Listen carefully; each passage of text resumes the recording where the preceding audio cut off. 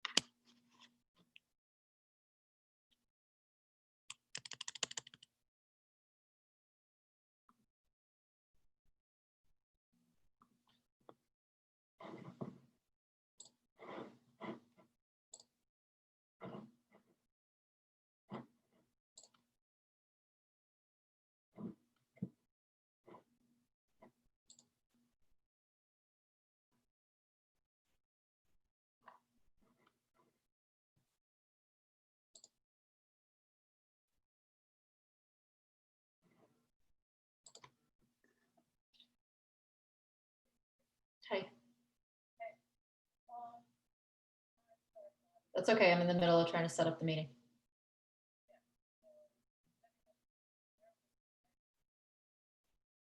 In your email.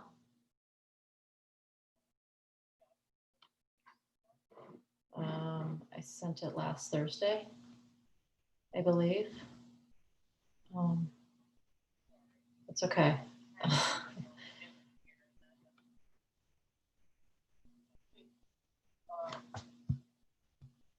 Oh, I gotta turn off. Everybody's now hearing my conversation to you.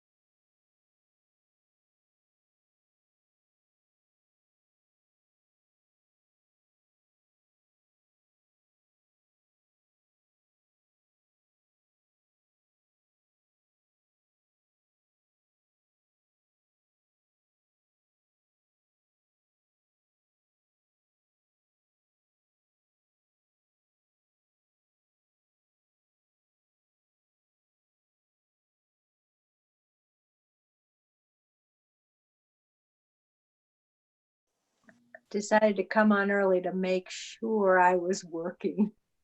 I did just get us on and we are broadcasting, just to let you know. Okay, thank you. You're very welcome.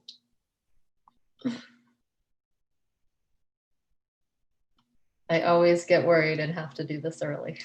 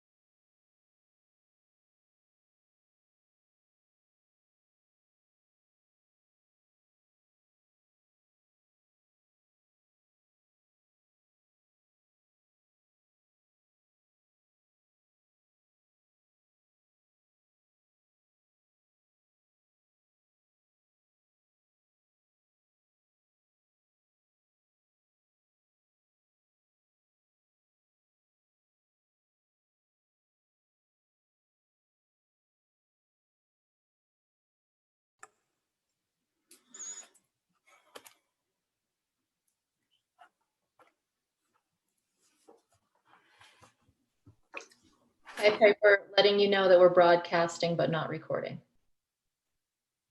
Okay, thank you.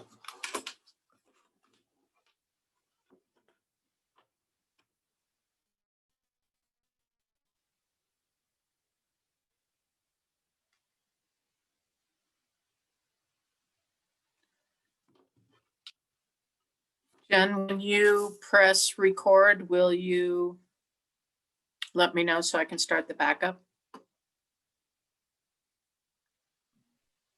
I'll record at the start of the meeting. Yeah, right when the mayor starts. Okay, yep.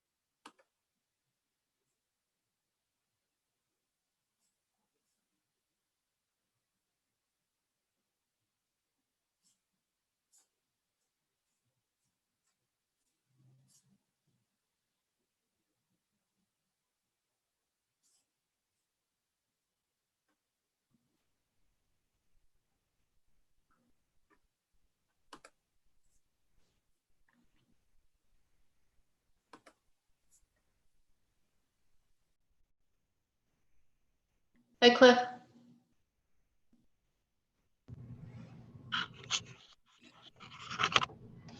Hi.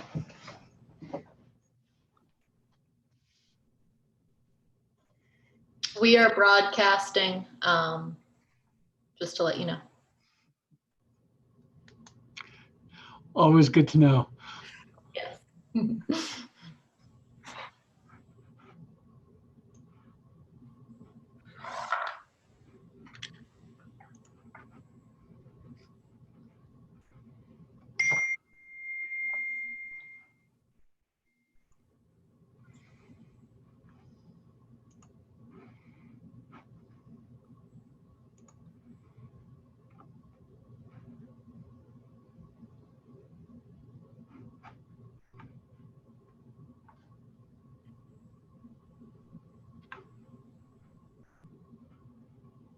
Hi, Harris. Hey there.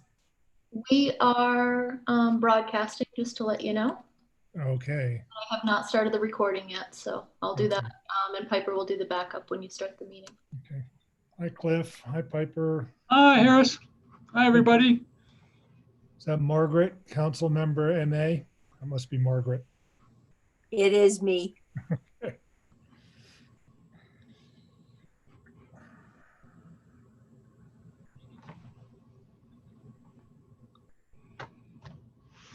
Just taking this opportunity to stand. Yeah, fair enough. I am teaching. I'm out of the home office for the first time. I've been teaching this week in the Stein Erikson Lodge at Deer Valley. That's where I am. And I joked with my students on Monday that not only was this the first time I was actually interacting face to face with almost anybody, it was the first time I had shoes on in a long time.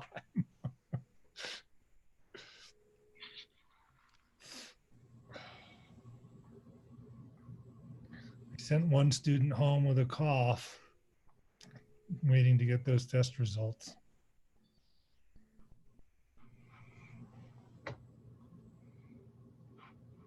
Hi, everyone. I'm going to dark out so I can finish my breakfast, but I'm listening.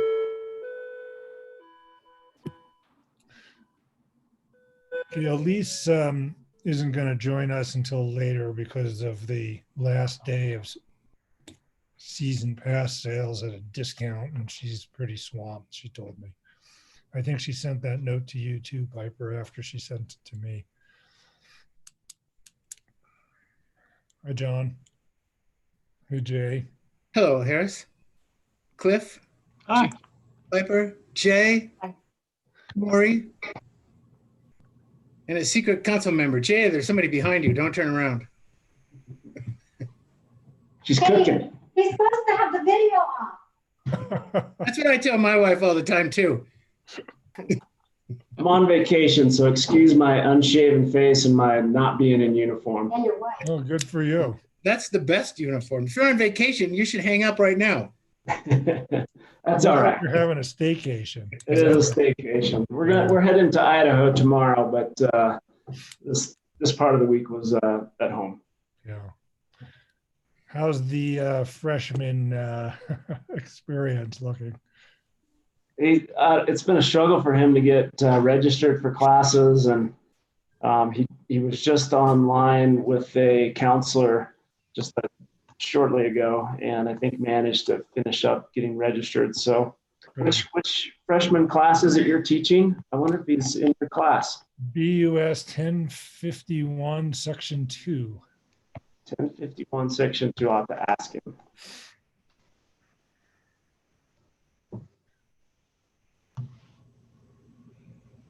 I'm going to have my section this way, though. Some of them are still in person, but the ground keeps shifting. A month ago, they wanted, or 6 weeks ago, they told us schedule 70% of your classes in person. Then it was 50, and now they're down to 25. So it's a whole different story. It's as if they think that it's just like, I don't know. It's the problem with having and I don't know if it's a problem, but it may be a function of having a computer scientist be the provost. He uses language like, we're just going to dial it from 70 to 50. And like, it's more complicated than turning a dial.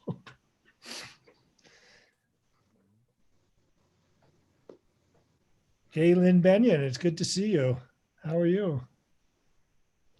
Hi. Hi. Hi, it's good to see you. Thanks for joining us. We'll get to you here in just a. Now, I think you're on the agenda for the main meeting. Okay. And what we're So going I'll to do just, for the next okay. 30 minutes is we've got a work session. okay.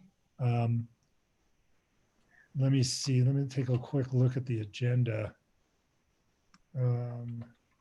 So we're expecting to call the meeting to order. We have citizen input, and then we would introduce you.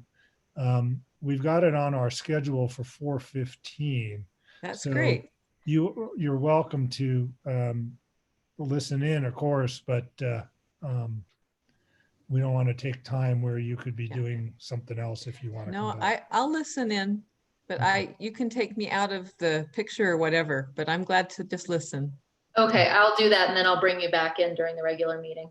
Okay. Okay, good. See you soon. All right.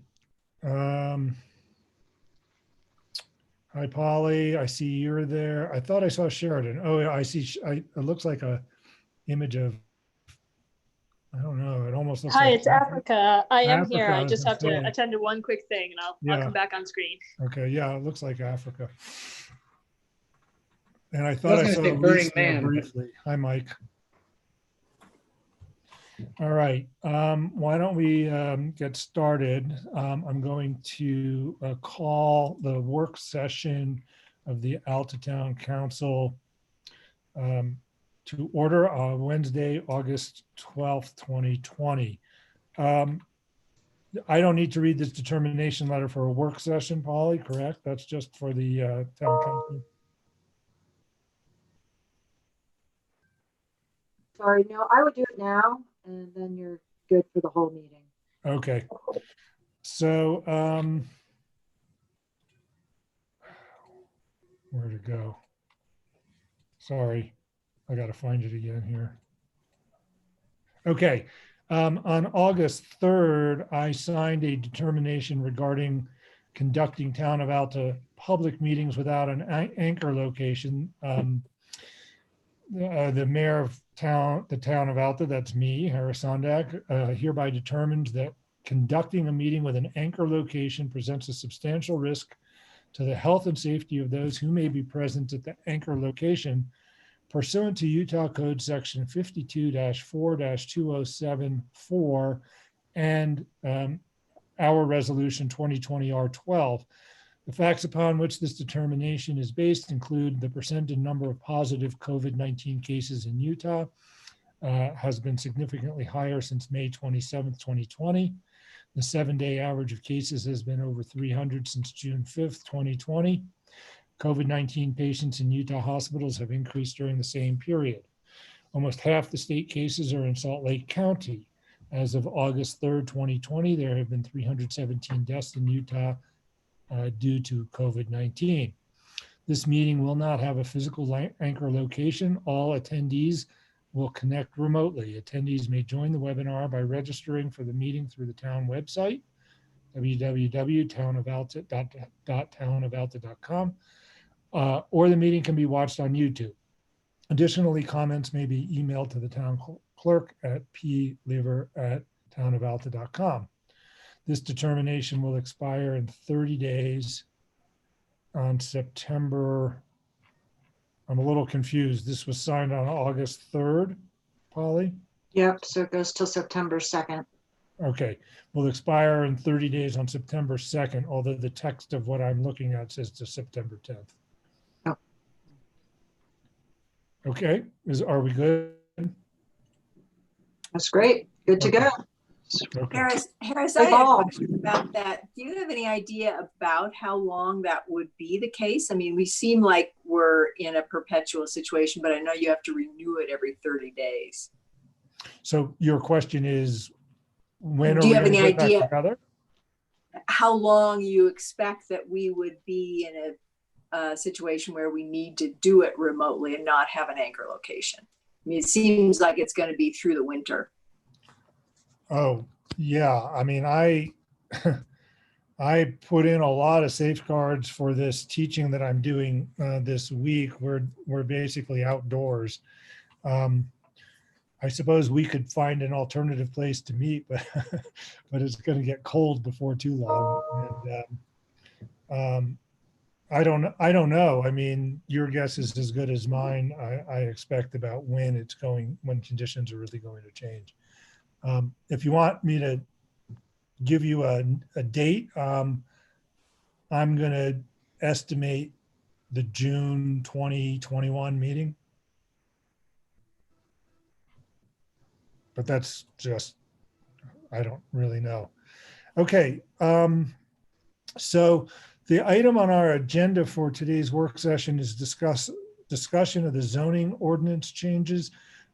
As we've done in the previous zoning ordinance discussion, I'd like to ask John to give us a brief overview of what it is that we need to do today, please. It's been so long, I can't really remember, so. That's why I'm calling on you. Well, we did really well at C in our December meeting, when we had January meeting, we had 3 remaining issues. And you did it, it was a very good discussion. We decided whether you're in the Upper Albion Basin Protection Overlay Zone or not. If you're a non-complying structure, that was 2 items. You can tear down and rebuild if it's okay with the health department and public utilities, and even add up to 250 gross square feet one time. So it took a lot of discussion to get there, but I think that's going to be really good for everybody. And I think it's probably the right decision, period. The only thing that left us with is the ski area and campground infrastructure waterway setbacks in that proposed Upper Albion Basin Protection Overlay Zone. And while the setbacks from any streams or waterways in the proposed Upper Albion Basin Protection Overlay Zone, they're greater for occupied structures. We started talking about signs and gates and picnic tables and lift towers and other things. And we learned that they're peremptorily exempted by the health department and public utilities. So we started talking about, well, there's a lot of things that the ski area does. They're not occupied, they're not habitable, that are structures that can be way closer to the stream than 100 feet or even 50 feet. So we were talking about and discussing, what is it we want to exempt? And I see Margaret and Mike here, which is good, because I said there's one thing left. There's one thing, this one issue that we haven't talked about and come to a consensus on, but I know there's a number of other issues once we're finished with this that we can go back and touch on. But so, as we were talking about this, there were 2 issues. We got a little sidetracked on what a structure was and whether it was habitable or not habitable. I think we're fine with our existing regulations. We talk about a structure is anything that is built or constructed, and then habitable space is anything for living, sleeping, eating, cooking, bathrooms, toilet, closet, halls, storage, or utility space, or similar areas are not, the first part, living, sleeping, eating, cooking, are habitable space, and all the rest is uninhabitable, non-habitable. So I think if we were to exempt the picnic, okay, here we go. Lift towers, signs, avalanche control devices, snowmaking equipment, pump houses, picnic tables, and fire pits, so long as those setback exemptions comply with the regulations of Salt Lake Valley Health Department and Salt Lake City Division of Public Utilities, we would be fine. And the other question was, do we want them just to do it, or do we want the town to weigh in on that and be part of the process? And I thought that we probably would want to be part of the process. It could come to the Planning Commission, it could come to you. I think it would be best if the building official were part of that process. Not that he has veto power, but just so that we know what's going on. Because they've done it in the past we weren't involved in that discussion. So yes, allow exemptions for the non-habitable structures in the Upper Albion Basin Protection Overlay Zone for anything that the ski area uses that's necessary for ski area operations or campground operations, and include our building official in that decision. So with that, I see Mike's light just went on. So he probably has some comments, but we are muted, Harris. I do have a comment on that if it's appropriate to make it at this time. Let me ask John a question and then give you the floor, Mike. Is that okay? Correct. I just want to clarify something that John just said. You said not give our building official veto power, but the language that you've submitted to us says, and if approved by the building official, which sounds like if not approved by the building official, it couldn't happen. Good catch. So I'm thinking he should be, and you'll find out in a second. I mean, there are certain from Mike, but there are certain structures that the health department and the Salt Lake City Public Utilities don't even look at. If it's a sign, a gate, a picnic table, they don't care. So at least in certain circumstances, I don't think we should just kind of follow along with the health department and the public utilities. But that is an item for discussion. We wrote it up initially as, yeah, he's got to say it's okay, our building official. And I'm thinking, I'm not sure that's the right thing to do. So that's up for you all now to talk over and decide. Okay, so you're not making a although the language of what you sent us seems to be giving him, it has to be contingent on his agreement. You're not actually recommending that to us right now. You're suggesting we talk about that. Correct. Okay, thanks for clarifying that. Mike? Thanks for asking.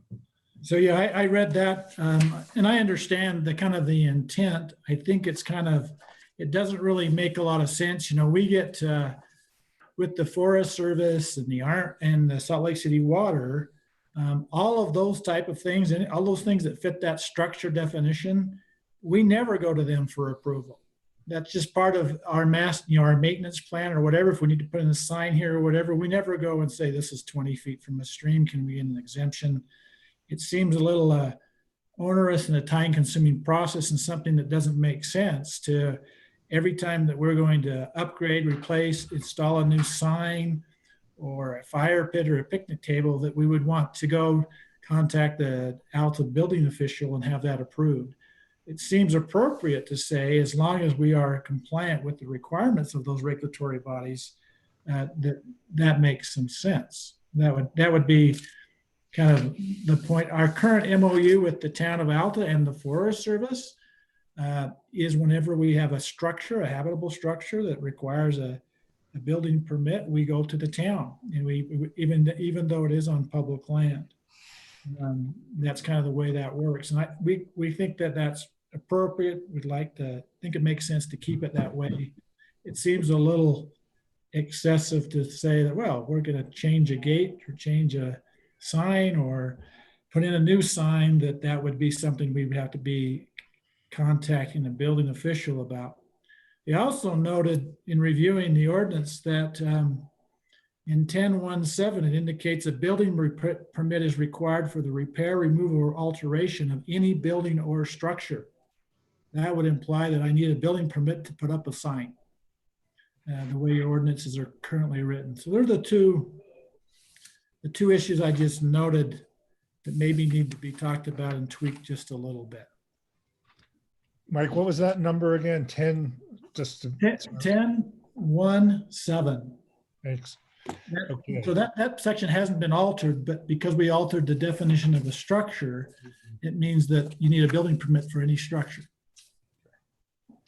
All right, council members? Yeah, I think those are good good concerns that have been raised. I'm not currently familiar with the way that definition ties in to the requirement for a building permit, but certainly that's not the intent, and that needs attention. About section G3 on the exemption for ski area structures. I think Mike Mon's concern is well taken. And I think we can come to a solution of it. I think we also saw a letter from Friends of Alta. You know, I think that should be addressed. Friends of Alta is an important organization.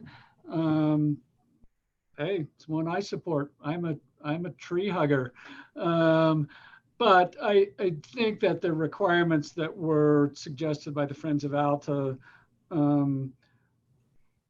letter are really too onerous and specific. You know, the intent here is not to slow down legitimate ski area maintenance. And I think a couple good concerns were raised about approval by the building official. First, as drafted, that's not the language we want, because I don't think anybody's trying to require independent approval by the building official. If that were intended, there are no standards laid out to make that or withhold that approval. Let me suggest for the last clause of subsection 3, instead of the words "and if approved by the building official," why don't we just say such compliance? You could put a semicolon in there, and you could say such compliance is subject to review by the building official. So there does have to be some oversight and some accountability that in fact the requirements were complied with. But I think it's also, and maybe we need to put some communication in there. But I think we do need to keep things streamlined also, and not impose unreasonable burdens. Those are my comments. I will stop talking now on this one, but I do think overall, I think it's good work product. I think we do need to come back around to the map of the Upper Albion Basin Overlay Protection Zone, and make sure everybody's looking at the same thing, everybody's on the same page with that. Cliff, let me follow up with you on one aspect of that. If this becomes subject to, I can't remember exactly the language you used, but the semicolon and then subject to review, I think you said? Yeah. Yeah. But I didn't say prior review. No, I understood. I understood. Does that imply that and then you said something about communication. Does that imply that the ski area we would want the ski area to notify us at least? I think we need to think about that, and let's just talk about it. You know, I think it's important that there is accountability, that there is review, that things don't just go by blindly. I think somebody used the word, but at the same time, I think it's also important that we not interpose just a whole lot of hurdles in the process. So we got to find a balance there. Mike Mon, would you object to notifying rather than seeking approval? We would not notify you of changes made on public land.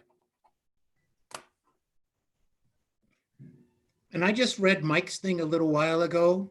And maybe what I was trying to get you to help me figure out how to put in here is those things that the public utilities and the Salt Lake Valley Health Department and the forest routinely don't even look at.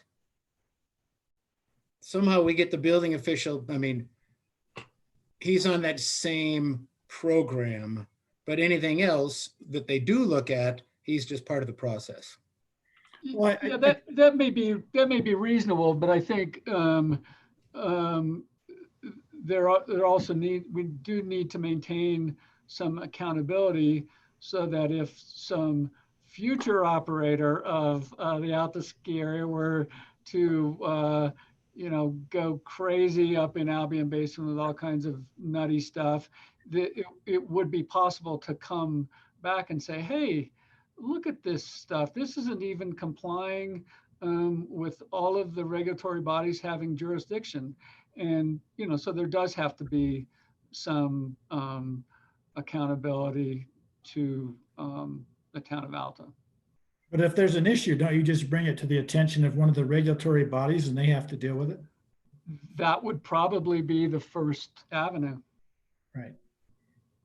I mean, that's Isn't it kind of- important to reiterate that we are the land use authority of this area, even though an MOU exists? And so I think it's very important for the council to consider collectively that we do not want to diminish by any small measure or large measure, the importance of our oversight and protection of Alta as the land use authority.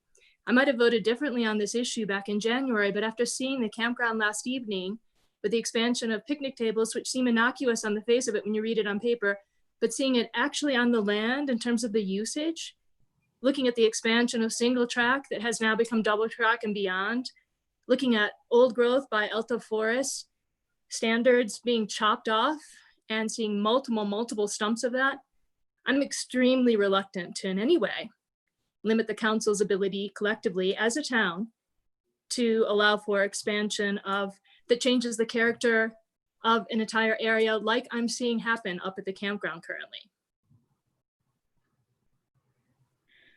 Sheridan, your land use authority is not extended to federal land except under the MOU. Well, and that brings up a tricky little thing. I mean, so we get all the building permits, Correct. but a structure, which is what we want to talk about, what you want to talk about, requires a building permit. So we don't really want to get into the business of doing building permits for signs and gates. And that's something we're going to have to address. But if Polly's looking at this right now, she might say, yeah, you know what? It says a structure, that's a structure, anything that's built or constructed. So looking at that, I mean, we don't really want to be permitting all this stuff, but looking at that, we do, and that would fit under the MOU. It would probably be contrary to the MOU, and the MOU would become void. Well, I haven't examined the MOU, but just based on my understanding of the agreement with the Forest Service regarding building permits and just following, structures under our new definitions, anything that is constructed, the use of which requires a fixed location on or in the ground, or attached to something having a fixed location on the ground, which imposes an impervious material on or above the ground. All buildings are structures. That's within our discretion. So I think that, if we want to discuss this with the Forest Service, we can, but that's generally they give local authorities land use authority within the Forest Service, and it's a little bit of a give and take. But backing up just a little bit, we need to look at this definition. I think we need to look at this definition of structure because it's a little bit broad. Well, can I suggest a different approach that we consider just fixing the problem that Mike Mon has called our attention to, and just go to the ordinance section that requires a a building permit and bring in the standards that are set out for commercial recreation ski area objects under section G3 and exempt those from the building permit requirement under the same standards, that they're meeting the requirements of the regulatory bodies having jurisdiction, and that, yes, such compliance is subject to review by the building official. But let's address the problem that Mike Mon raised head on and say, no, of course we don't want to require a building permit for putting up a sign. But we keep talking in gates, and yet this definition in C is quite a bit broader than that, with avalanche control devices and snowmaking equipment as well. Is that maybe where we need to draw a distinction? That, of course, signs and gates have a completely different impact than potentially an avalanche control device or snowmaking equipment. And do the definitions that exist in those other jurisdictions, the health department and public utility, do they include specifically avalanche control devices and snowmaking equipment, which clearly get into waterworks and trenches and whatever else? So I think, John, do you know? I think that's a good, Cliff has a fantastic idea. So now we're kind of turning around a little bit. And I guess if you can be comfortable with including everything in the proposed language for number 3, include that in the, everything needs, even structure, every structure needs a building permit in 10.1.6. So right now it sounds to me like, Margaret, you're not there on a couple of things. But without changing the whole definition of structure, if we're, whatever we're exempting in the proposed Upper Albion Basin Protection Overlay Zone, we should probably exempt that in that building permit requirement section Mike referred to, 10.1.6. 10.1.7, I think. 10.1.7. He said 7. Yes, sorry. Just seeing if you're listening. And just so, I mean, I'm just looking right now just at some other definitions of structures. Structure everywhere is defined quite broadly. I mean, the IBC just defines it as that which is built or constructed. Salt Lake County is structure means anything constructed or erected which requires location on the ground or attached to something having a location on the ground. So it's a pretty uniform, it's pretty uniformly very broad. So I think we'd get in trouble if we tried to change the structure. So Cliff has a great idea. Right, I think Cliff's approach is a good one. Yeah. To exempt that which we feel that we're okay with them doing without permission, but not excluding those things that we think shouldn't be. And, you know, in the case of some future administration of the Alta Ski Lifts company doing things that we think are out of bounds, it would be easier to change that clause and remove those exemption phrases than to change the definition of a structure once again, I would think. It would have fewer downstream implications if we had to do that. Yeah, messing around with the structure definition made me real nervous, which is why I love Cliff's idea.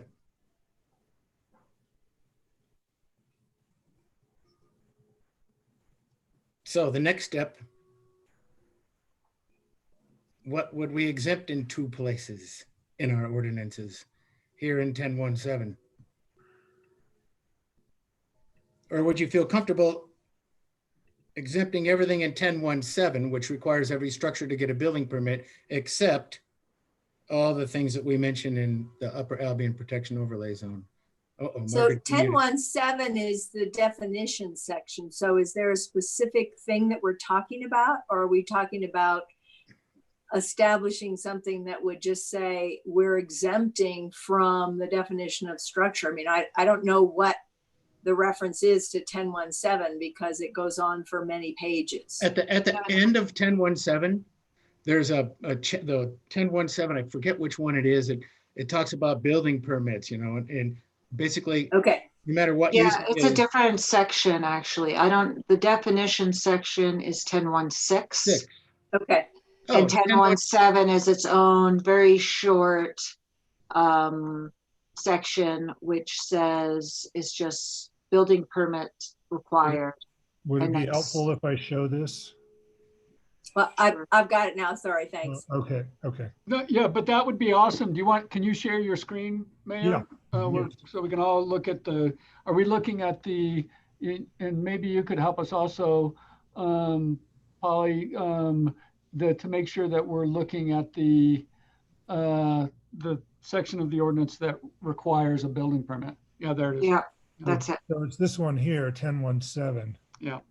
And I think that what Cliff's suggestion entails is taking something. Let me see if I can do this. Yeah, something like, well, rework that so that it's subject to review by the building official. Yeah, so I think the idea would be to add. Oh, I don't know where it is now. 10.6A9 special regulations number 3, add those into Yeah. I don't know if this is. 1017. I'm working just on my laptop here. I usually, can you see my whole desktop now? Yeah. Okay. So I think what this highlighted section from John's memo would be imported into 1017, as I'm understanding the suggestion. Right. And so the implication of that, just so that we're aware, is that would mean everywhere, right? Like that. Well, you could say within one zone, I suppose, if we wanted to, right? Yeah. Or you could do that. I'd rather do that within the zone, that extreme exception itself. Just if that's the only zone we're exempting it from, it might be the only zone that it applies to. Yeah. And so that would be, where would that go? I'm not. Where you Well, took it from. and we, I'm sure Mike Bond could tell us right off the top of his head, but it seems to me that, yes, there are commercial ski operation structures in other zones, or John, you're pretty on top of what the zones cover. But we'd certainly want to exempt those defined structures from the building permit requirement wherever they are used for commercial ski area operations. It's just a little bit more stringent in the Albion Basin Protection Overlay Zone. Putting it in 1017 makes sense. Yeah, this is a different issue. It doesn't have to do with the stream setbacks in Upper Albion Basin.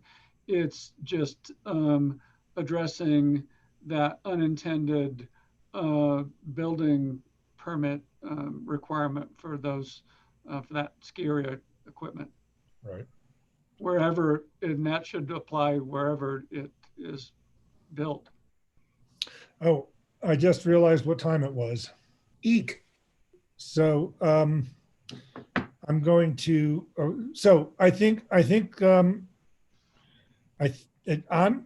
know. I mean, I think Cliff and I feel good about moving forward with this suggestion and putting this into 1017. Polly, you seem to think that is feasible legally, and John, you seem to think it's a good idea. Mike, I think this would accommodate your concerns, yes? You're muted. Let me, I'll unmute you. Go ahead. I believe so. Okay. So why don't we I'd like to see a new version written up. Sure. Okay. Other council members that would need your buy-in. And can I just get clarity is, would this, do you just want to exempt gates and signs or everything that was in that section G?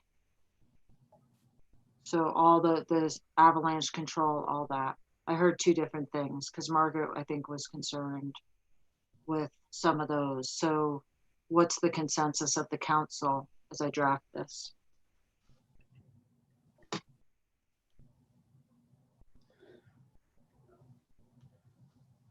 My sense is that we need the ski area to be able to operate as a ski area. And so I would include in the exemption avalanche control devices, snowmaking equipment.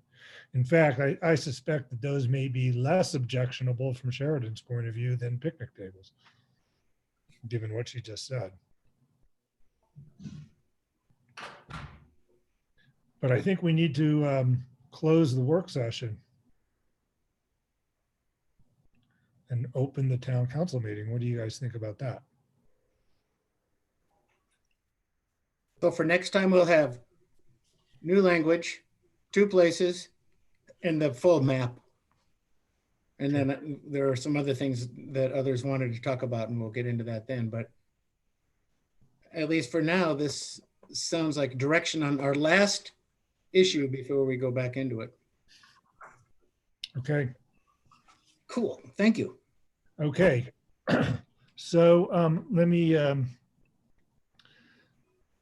go back to our agenda. I'm going to close the work session with the having been now well advised that a 30-minute work session is never a good idea. We were optimistic, I guess. Okay, I'm going to call the meeting, the Alta Town Council meeting of Wednesday, August 12th, 2020 to order. I've already read the letter regarding no anchor location during our work session, and so that carries forward. At this time, I'd like to invite citizen input. I know we had at least one citizen, one person submit written comments, but I believe that we have some people who want to join us and on the call. Yeah, Mayor, I just let Craig Highmark join us. Craig, are you with us? I am indeed, bright-eyed and bushy-tailed. I'd like to just remind you that we do have a 3-minute warning, and I'm going to set a timer, and hopefully it's not too harsh when it goes off, so I apologize. But if you could wrap it up after that goes off, that'd be great. Sure. So first, thanks for letting me address the council. Many years ago, I read Garrett Hardin's classic piece, The Tragedy of the Commons. The tragedy is that in the absence of some sort of control, some demand control mechanisms, individuals will have a tendency to exploit the commons, typically without limit, thereby ruining the commons. I'll leave it to Mayor Sondak to explain the intricacies of externalities, congestion charges, Pagovian taxes, etc. But I think my main concern was best articulated by a woman at the Mountain Accord meeting some years ago, where she said, "We all love Alta, and we are in very real danger of loving it to death." I'm a second homeowner in Alta. I could have purchased a home in Deer Valley, but I didn't, precisely because Alta is not Deer Valley. It is not a massive real estate development project with she services. It is raw, it is more real, and it is closer to nature. My guess is that most of the homeowners in Alta feel the same way about the need to preserve both the environment and the ethos of the town of Alta. I believe that the primary reason that Alta is not Deer Valley is because Mayor Levitt, for nearly 40 years, used water usage, taxes, and all the other mechanisms at his disposal to keep development limited and project the fragile environment. We've all witness the incredible increase in canyon usage. The traffic jams in the winter are epic, and it's obvious that summer usage is increasing as well. I think it's time that the council started investigating and dealing with ways to control the demand side of the equation, lest we love Alta to death. That's why I'm upset at the recent USFA decision. We know that over 60% of the payment will be borne by second home owners, while the bulk of the expense is due to occasional visitors. This is tantamount to an explicit subsidy from second home owners to occasional visitors, increasing the number of visitors and further degrading the environment and the unique Alta experience. I think the USFA tax increase was a golden opportunity to use as a mechanism to discourage the overuse of our canyon. And instead, the city council enacted a tax that will have exactly the opposite impact. By your actions, you're making it worse, not better. There are many mechanisms, parking fees, toll booths, vehicle restrictions that can help regulate the occasional use. And I understand many of these mechanisms, or most of them, require cooperation among multiple entities. But that's the nature of an elected position. Going forward, I hope that the council, like Mayor Levitt before you, will consider visitor usage control in every one of your incremental decisions. Did I make it under 3 minutes? Right on the dot. Huh? All right, thank you very much. Okay, thank you. Thank you, Craig. This is just going to take me a minute to switch over. I see Del Draper has a raised hand, Jen. Yes, I know he wants to also make a comment. He's next. Okay, Del, you should be moving over.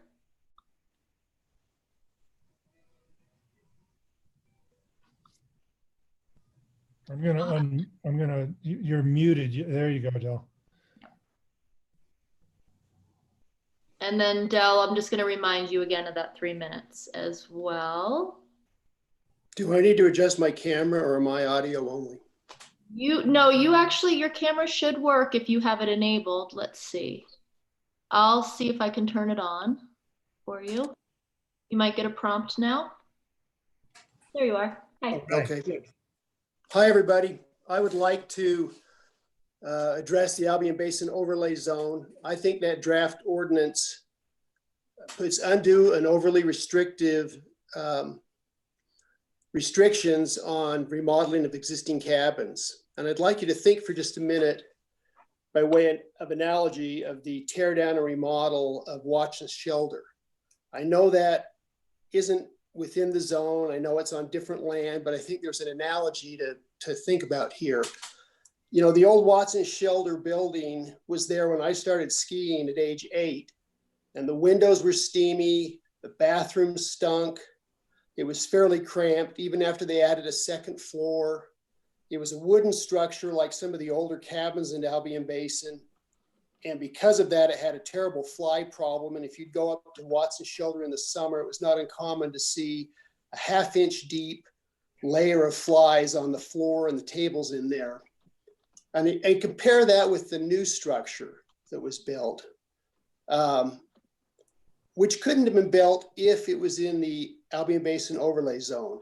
The structure was moved to a new location. In that move is inherent the idea that you're tearing down to the footings and starting over. The footprint is not the same shape. I don't know if it's actually substantially larger than the old Watson Shelter or not, but it was right sized for whatever it is. It is a taller building, but I think Alta now has a beautiful place for people to stop in and eat when they're skiing. And I'd argue that Alta Ski Resorts is a better resort for having built that. And I'd argue that the Alta community is a better place for having that new building.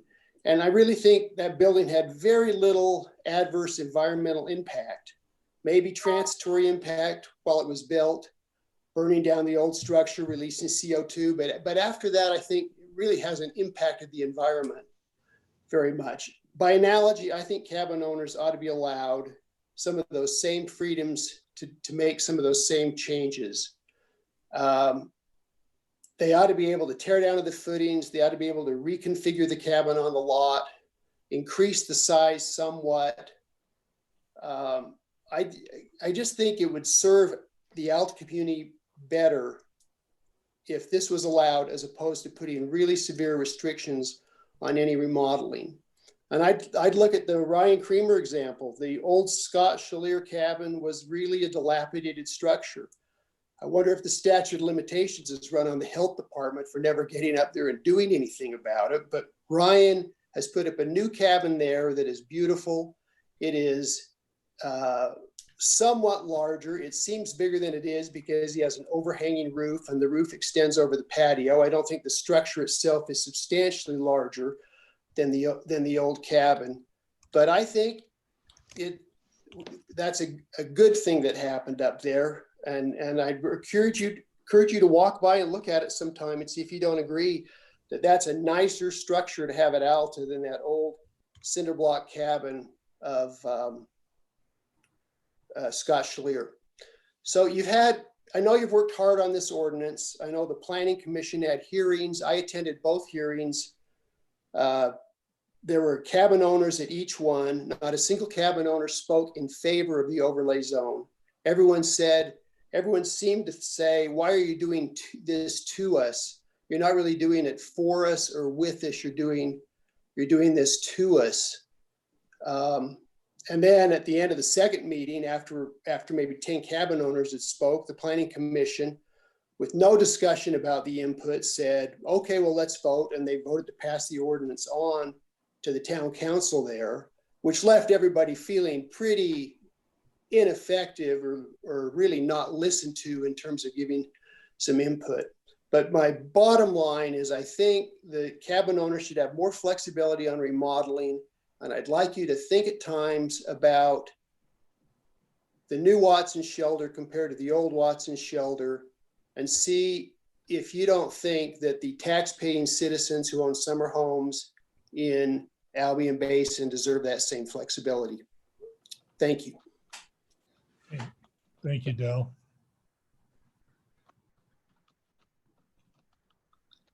And Harris, I believe, or Meredith, I believe that is all we have for public comment today.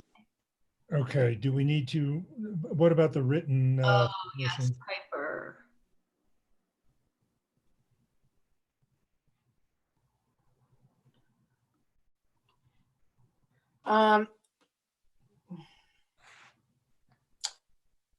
Do you want me to read that out loud then? If you think you can do it in 3 minutes. I do. So this comment came from Mark Haig, and it is as follows. At the public hearing regards annexation of the town of Alta into the Unified Fire Service Area, July 21st, 2020, Mayor Sondak remarked that the town of Alta municipal water supply was controlled by the 1976 contract with Salt Lake City Public Utilities, and the contract prohibited the supply of water to some areas of the town. Mayor Sondak also alluded to various litigation efforts by Mark Haig, which cases have come unspecified effect on the 1976 contract, according to Mayor Sondak. What Mayor Sondak failed to acknowledge were the town of Alta own legislative acts amending the 1976 contract, the effects of the various Schranz litigation efforts, and the consensual agreement between Schranz's and town of Alta manifested in the Schranz settlement agreement, which amends the 1976 contract with the Salt Lake City Public Utilities. No mention of the public record regards town of Alta municipal water at the Utah Division of Water Rights.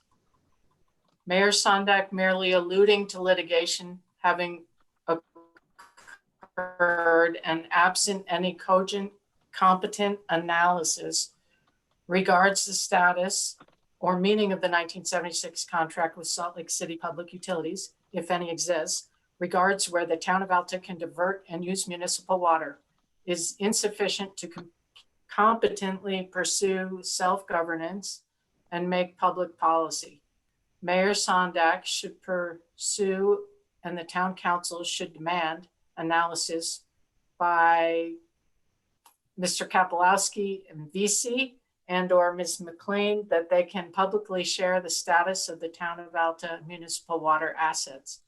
Merely reiterating the fallacies promoted by your political predecessors and the bureaucrats and minions they directed is insufficient to adequately plan for a viable economic future for the citizens, property and business owners, visitors, guests, inhabitants, and neighbors. There is a reason the town of Alta deliberations are devoid of citizenry, and the cause is due to public municipal services being routinely denied to parties specifically annexed to be served basic municipal services. That's it. Thanks, Piper. There's a copy of that on the website.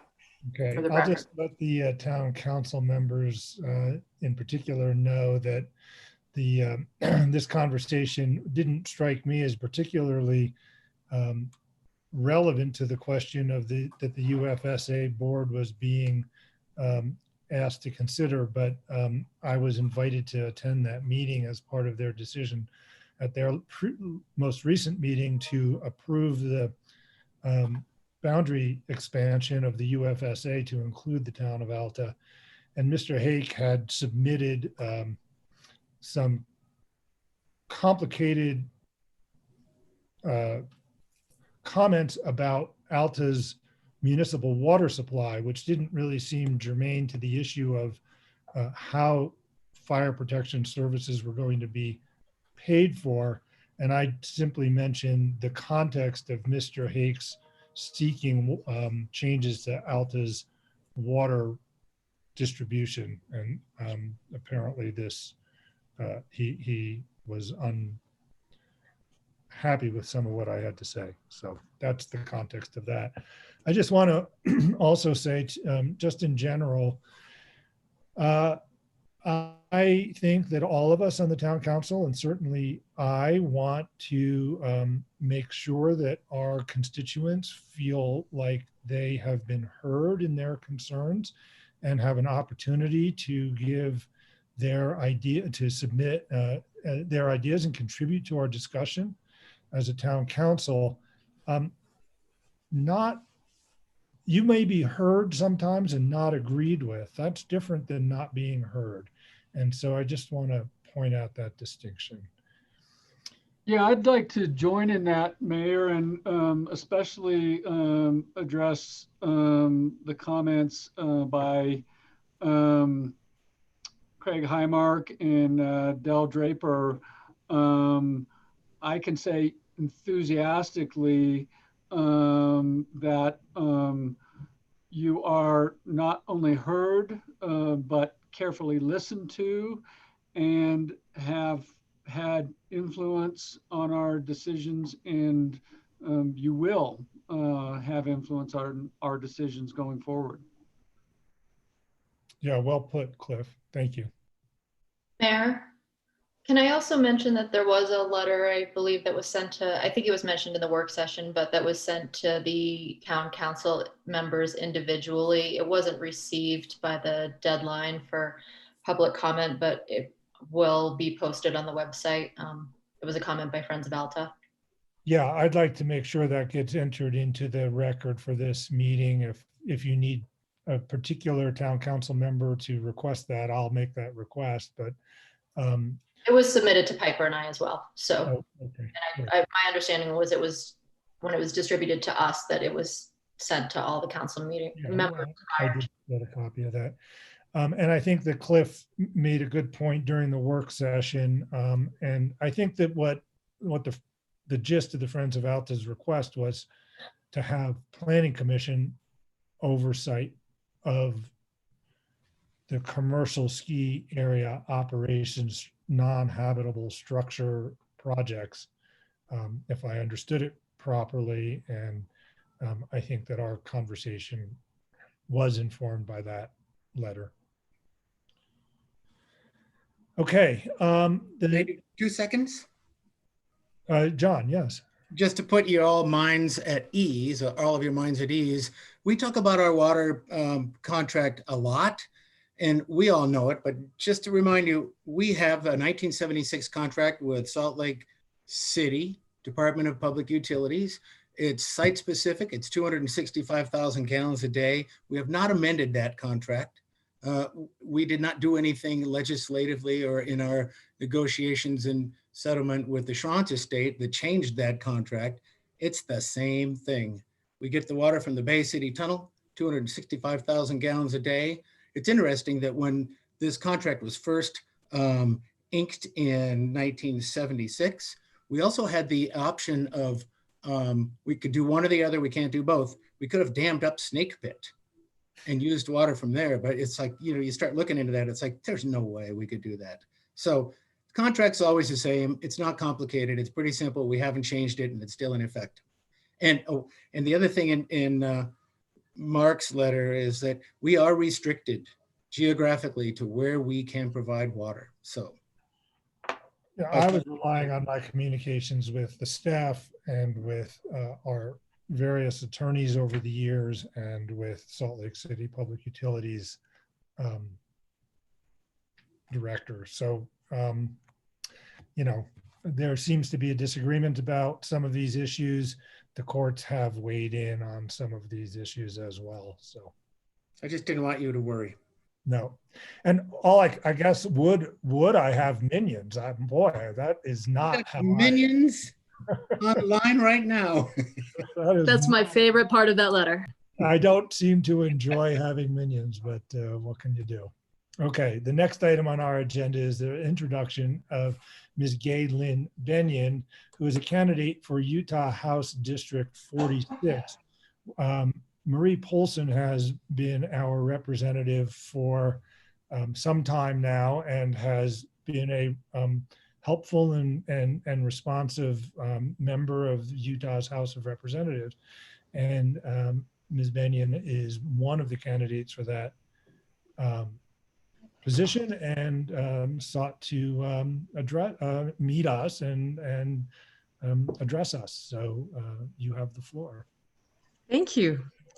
Well, I thank all of you for being the leadership of ALTA. I know you take a lot of time and effort, and thank you for what you do. I am honored to be running for this office. When Marie announced in March that she would not be running for office, people that know me came to me and asked me to run because I've been involved with a women's group called Women's State Legislative Council for the last 7 years. It's a bipartisan 100-year-old group, and we hear both sides of important legislation during the legislative session, and I've attended interim meetings for the last 7 years also. And the committees that I have been the director for are natural resources. So, and that committee is called Natural Resources, Environment, Energy. So I'm aware of the environmental issues that our state has had and faces now. And I'm also now the director for education. And I just received a recommendation from Canyons Education Association in favor of me as a candidate. I have a wonderful team of volunteers that's helping my campaign. And I am just glad to meet with you and get to hear the issues that you are facing. And I dearly love our mountains. I hike. I don't ski often at Alta. I ski more at Brighton, but I hike at Alta, and I love your area, and I would love it to stay the way it is. And I would represent you the best I could. And I welcome any questions that you have for me. I'll just point out that Big Cottonwood Canyon is part of the House District 46 as well. Yes. Our district goes, 66% of the district is Cottonwood Heights, but it also involves parts of Holiday, Midvale, and Murray. So it's a very diverse district. I just wrote a part for our website about healthcare disparities in our district, and it's significant. So it's a varied district. It's a good representation probably of Utah. except a little older, a little more well off, and a little more educated than the rest of the state as a whole, our district. Council members, if you have any comments, I'll just point out that, oh, Elise, were you wanting to say something? No, okay. I'll just point out that candidates for any of the offices that represent the town of Alta at any, whether state or federal, county, state or federal level, would be welcome to come to our town council meeting and meet us, just to be clear about that. Thank you so much. Could you talk to us a bit about what you think are the most important issues facing our district? Okay, well, Utah citizens as a whole rate healthcare as a #1 concern, healthcare affordability and accessibility. And that's been the same for the last 4 years. This is according to a Kim Gardner policy survey. I know that expensive housing is also a big issue for our state. It's a drag on our economy. We are 20% more expensive in Utah than the surrounding states for housing. So that is a concern for us, that our children, our employees have a hard time staying here and living here. I know that for us in our district, Wasatch Boulevard and the road up, and what we're going to do with transportation for getting to Alta and to Snowbird is a big concern for our district. As a state, we're all concerned about education right now with COVID-19. It's an ongoing problem. My immediate family, my siblings' children were not going to be going back to school. They were going to do online. And then I just heard that one of my siblings, the mother, is like, no, I can't do this any longer. It's a really hard struggle for families. So they're going to send theirs back. And one of them has a health issue that we're all concerned about. So that balance between, we were just talking last night to one of our neighbors who is a senior this year at West High with the perfect ACT score, an excellent, competition level pianist, but the trouble, it's a stress for these kids not to be interacting with each other. So these are hard issues that all of us throughout the state are facing. That balance of whether we're going to go back to school or whether mentally we need to go back physically. So it's a really hard line. And I think that what Canyons and other districts are doing with giving families that freedom to choose is important.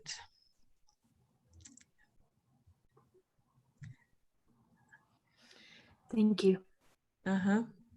Well, I will say that if you win the seat, we will certainly be letting you know about lots of our issues, and I'll be contacting you for help in the state legislature, which we always can use. And so we look forward to more conversation with you. Can I ask one quick question, and maybe there's no easy answer? We are looking at how best to get the word out, obviously, that I'm running. And it's hard for us to know as we look at Alta and Brighton. And I know Polly serves both communities, both cities. How is it best to spread the word? Should we just send mailers to registered voters? Is that maybe the easiest thing to do? There are plenty of people who are not in town who are registered voters, and so that would be one way to communicate with them.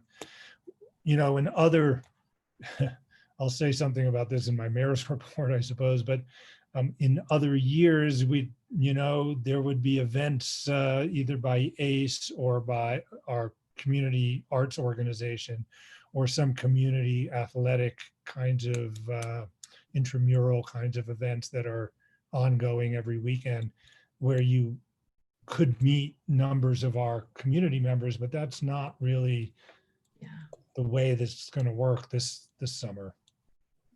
Right. It's a strange, hard year. So thank you for letting me meet with you. Okay, thank you. Feel free to continue to, listen in to the rest of our meeting, and you'll probably see some of the things that concern us. Great.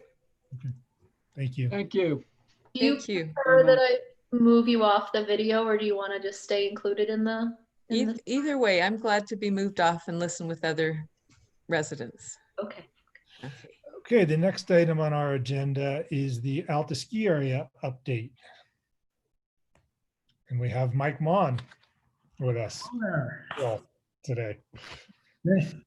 First off, I'd just like to thank the town for assisting with paying for the extra servicing of the porta potties there up in the Albion parking lot. As we've all seen during this period of COVID, the canyons are under extreme pressure, and we've seen the visitation numbers are higher this year than last year.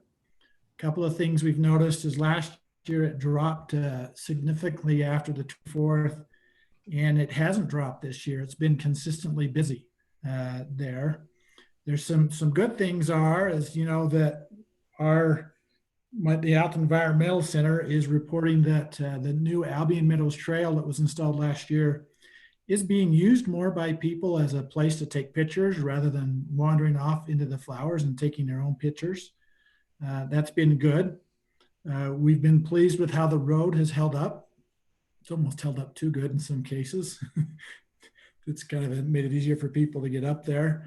We've had a lot of positive feedback about having a little campground store information booth up there in the basin. That's been very, very well received. We've had a lot of feedback from guests that as they've come and they've used the restrooms that we have, either the Catherine's Trailhead or the Secret Lake Trailhead or in the campground, have been positive comments that, that the restrooms are clean and well taken care of compared to what they're seeing in other parts of the forest. I'm very pleased with our summer crew. I feel like they've done a great job. We've tried to have the experience of coming to Alta and working on our trails and using our facilities to be better than what you're seeing everywhere else where they're being overrun. I think we've been able to do that fairly well. So that's kind of we started a lot earlier this year because we plowed the road for the ALFS project. And so visitation numbers are going to be up just because of that. I think we had 10,000 visitors to the Albion Basin before we even, compared to last year when we even got it open by the middle of July. Our Albion parking lot project was completed. It's done. And then when that was done, we moved our barriers down to open up more of that parking lot for customers or people to come and park and hike. And that's been well used. Sunnyside Pitch 1 project is completed. I'm pleased to see that we have the revegetation is already growing and seeded, has taken hold, and we're seeing new plants coming up through the vegetation on Sunnyside Pitch 1 as well as the parking lot projects. We're just finishing up our work on the Devil's Castle Road off of Supreme. That project was to add some grade to the top of the Devil's Castle Road and take some grade out of the bottom of Devil's Castle Road and widen it a little bit. The grade work is completed. We are currently working on the revegetation as a result of that terrain work. So most of our major projects that we would be accomplishing this summer are wrapping up. ALFS is the one that's going to, at the current projection date is mid-October for completion of ALFS. But that's starting to really take some shape. Those who have been up there to see I think it's not only an expansion of the building space, but kind of a facelift and an enhancement for the building. It will look a lot better with the granite and the wood now that's being added in there that will have a nice look and feel, the glass that's there. The COVID-19 has resulted in a lot of our events that we normally have during the summer being canceled or modified in some way. We still have been actively doing weed pools and seed gathering. We are planting several thousand native plants, and we have 1,300 trees that will be here at the end of the month that we will be planting. Rather than using volunteers, we're moving more to use employees and having our employees involved in that process this year so that we can get those plants and those trees planted. We're now focusing directly on the winter of 2021. Now we're trying to figure out, given the current conditions under which we see businesses operating of our nature, we're starting to develop our operating plan for next season. We have this community meeting scheduled for next Thursday on the 20th, which will share kind of what we're thinking the ski area operations will look like for this coming season, as we know today. But we recognize that it's a very fluid situation, that we have to be nimble and able to change and adapt. And, we could have sections or parts of our business shut down, or the ski area as a whole, depending on how things go with the virus. But we're planning to implement all of the guidelines from the health department, the state, the CDC, anything the town may have, so that we can primarily try to take care of our employees and residents here in the town of Alta, as well as those that come and visit. We've been selling season passes. Season passes seem to be on track to sell as many as we sold last year. We pushed all our deadlines back, but it just seemed to push back the selling process. People the feedback from people we hear is that most of them are interested in staying closer to home this year and in skiing. And so we expect that the season pass market will be fairly solid, or pretty much the same as last year. So it's kind of an overview of kind of where we're at, how things are going from our perspective. I welcome feedback from the council or others regarding, the summer visitation, things that we can maybe be trying to do a little better. We've tried to be accommodating and accomplishing the people. But we do recognize we're getting a lot of traffic, a lot of people, as every place that you go in on the Wasatch Front right now is, and we are pleased that we have been able to have in place our restriction where we're only allowing the amount of vehicles up into the campground that there are parking spots. We believe that has minimized and helped significantly to minimize the impact and control what's going on up there. Any questions? Mike, I have one for you, and I'll make a comment. The question is, do you have any insight into the Icon Pass sales figures compared to previous years? I'm wondering if people are just tending to stay at a single ski area more this year. The Icon numbers are off only about 3% compared to last year. And I'll have to look. I don't know off the top of my head what it's doing in our local market here, but we do expect Icon to be, it's the challenge we have here in Utah is you can buy an Icon pass and use it like a local product, because there's so many ski areas that are members of the Icon product. So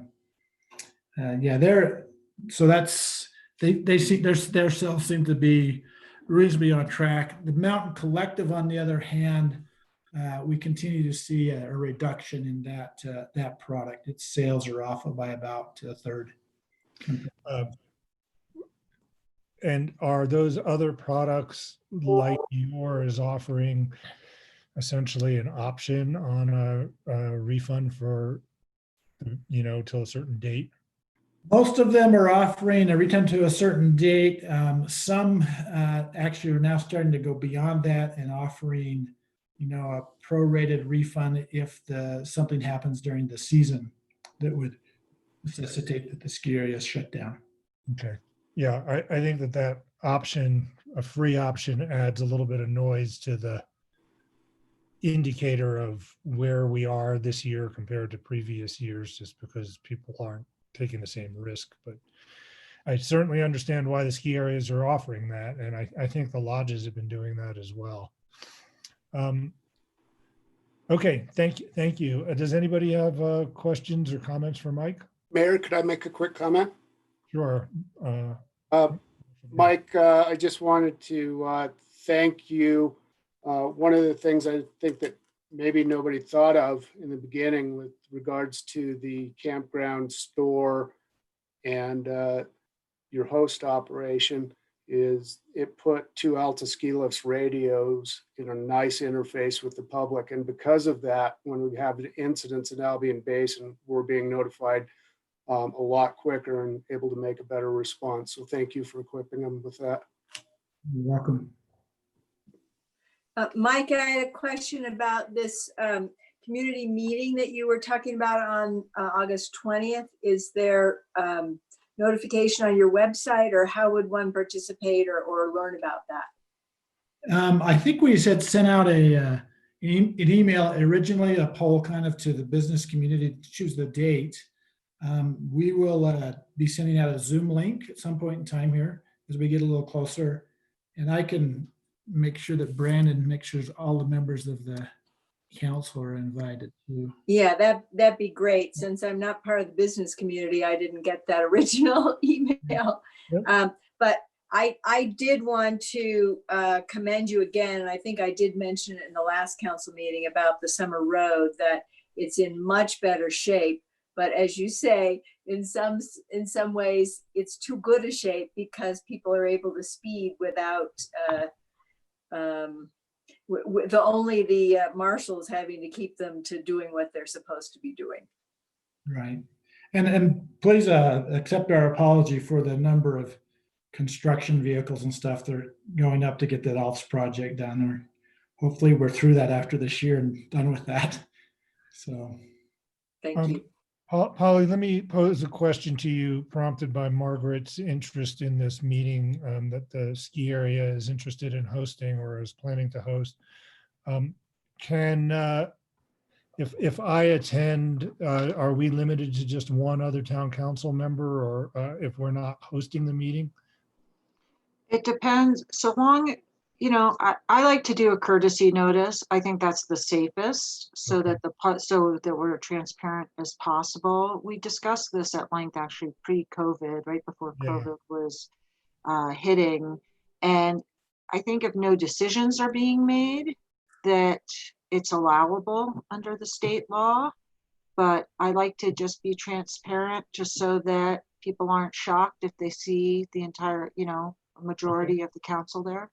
And that's a 24-hour notice requirement? Yeah. Mm-hmm. Okay. My understanding, Mike, is that meeting's set for the 20th at 2 p.m. I believe that's correct. Let me check real quick. And Harris, what often I see is that we can, even if we don't know if there'll be a quorum, we can post something just saying there may be a quorum, so that we just cover our bases. Oh, okay. So then we don't need to set a deadline for notification by the town council members. Right. Okay. If you get an inkling that there might be more than 3, then.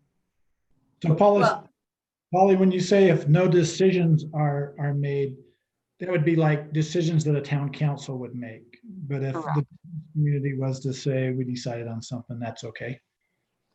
Right, but the town council members cannot make decisions on behalf of the town without being in a public meeting. Okay. All right. Well, why don't we, Piper, why don't you go ahead and plan on noticing that meeting the day before, no later than noon the previous day.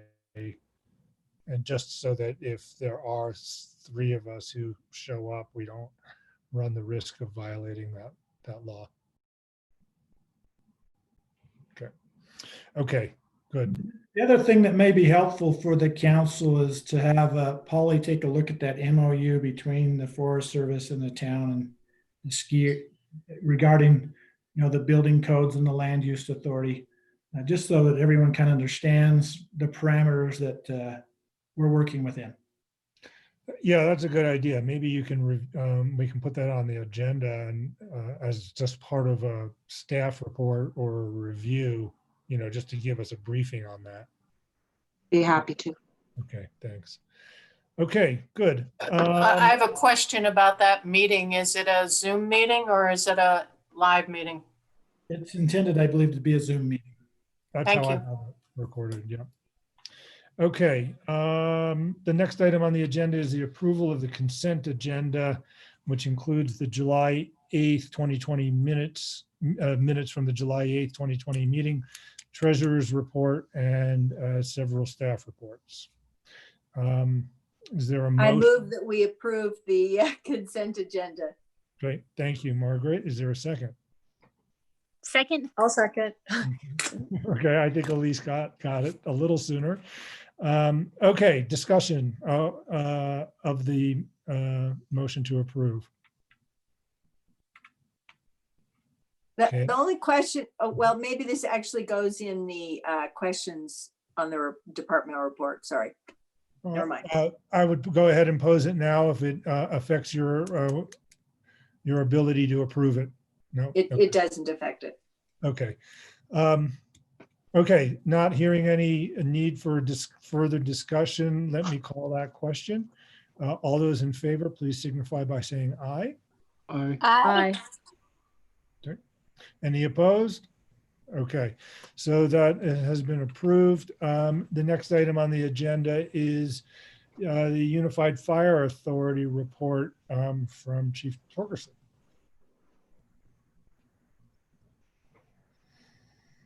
Hello. Thank you. Again, I apologize. What's that? Into whose vacation we are imposing. That's okay. I apologize again for not being tidied up and in uniform, but hopefully you'll forgive me. So despite the numbers of people in the canyon, it's been relatively quiet for us as far as call volume. So for the month of July and the first 2 weeks of August, there have been a total of 6 calls, 5 of which were EMS calls, 2 were alarm responses that were just false alarms. So fairly calm and cool. You probably have heard that there were a couple rescues within the last several weeks that were involved up below Superior. So just right on the border of Alta and Snowbird. So helicopters were used to assist somebody that had been injured up on Superior, just to the west of the Hellgate Buttress. And they were flown to the hospital in good condition. Again, as far as message from Unified Fire, wildland fire risk right now. We managed to get through the month of July with relatively few fires that didn't spread down in Utah County. We had several that we responded to. So we service Eagle Mountain and a couple pretty large fires that did significant damage and luckily did not destroy too many structures. There were only a couple structures that were involved in those fires.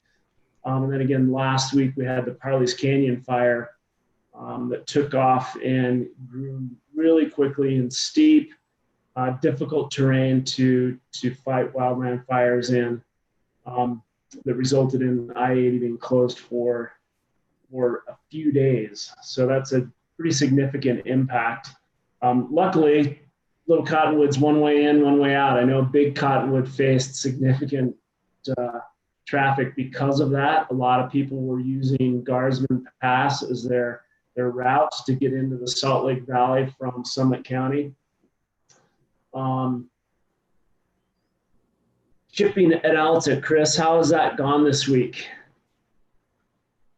I think it's gone pretty well. I think we had 8 property owners collect fuels material and stack them in piles for the chipper, and Jeff and his crew got up yesterday I think they spent all day in the Secret Lake neighborhood, where that community of cabin owners came together to do quite a bit of work collecting material from their property.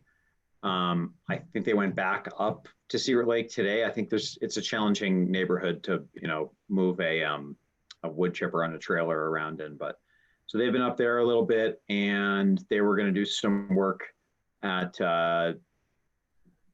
a couple properties down in town, two houses, and down at the Hellgate condos. So that's been great. We had fewer folks participate in assessments this year than last year, but each year's it's been a pretty popular program, and you guys have been great. So thanks.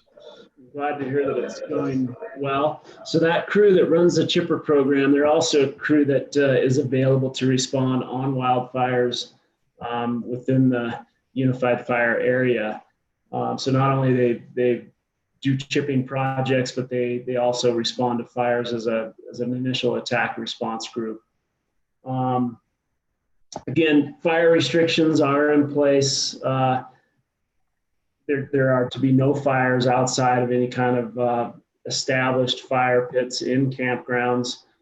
So, I know that there are people that do camp up in the Albion Basin and Secret Lake area, but the campground's fine, but outside of that, fires should not be used at all.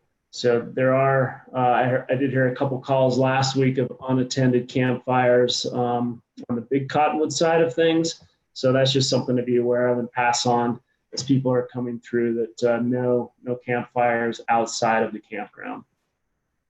So Jay, question on that is, we had found some people just a couple of weeks ago up in Grizzly Gulch. They were on our private land, but they had a campfire. Uh-huh. When we run into someone and they want to be a little belligerent on that issue and think they should have that right, is that the town we should be calling? Is that you guys we should be calling? Where should we go for? That's the town marshal. All right. Can handle all of that. I figured he might be the one, but just thought I'd ask. If it's a homeowner in the town of Alta, or a cabin owner, and they have, an established fire pit on their property, then I think that would be up to Mike or any kind of ordinances that you may have in place.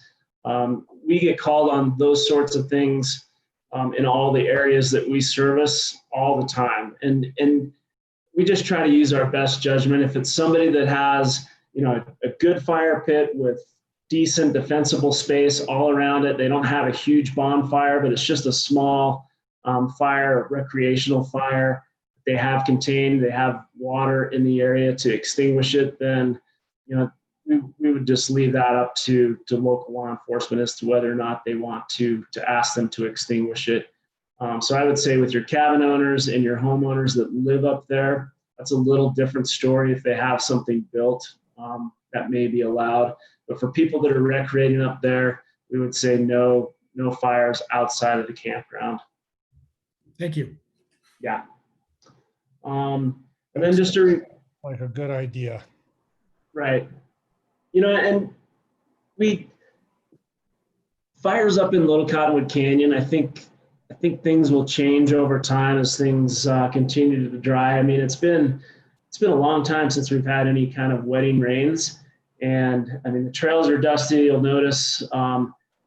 So it's not a place where things would take off and run like they did in Parley's Canyon or down here on the Wasatch Front, but that doesn't mean you shouldn't be careful and you shouldn't take precautions. So, the most important thing is to call early if there's any indication that there is a fire and that it could spread.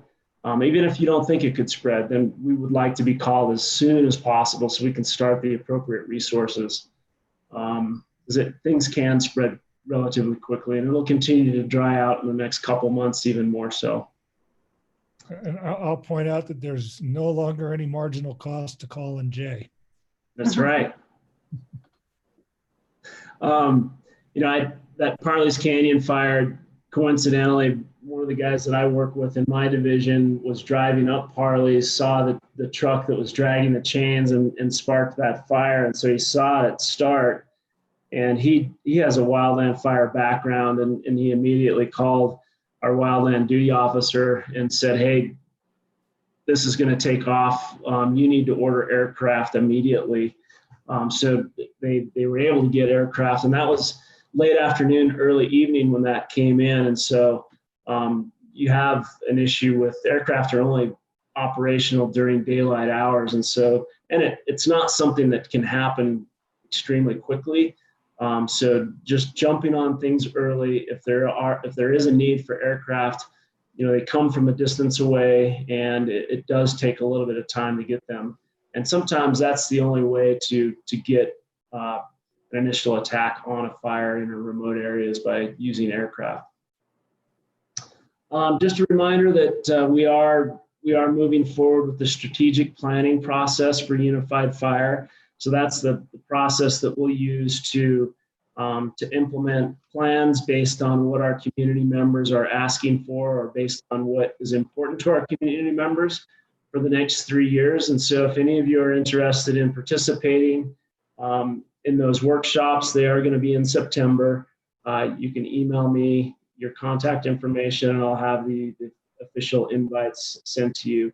So I know Mike Mon from Alta was interested in participating or having someone participate. I reached out to the clinics, both at Alta and Snowbird, to have their participation.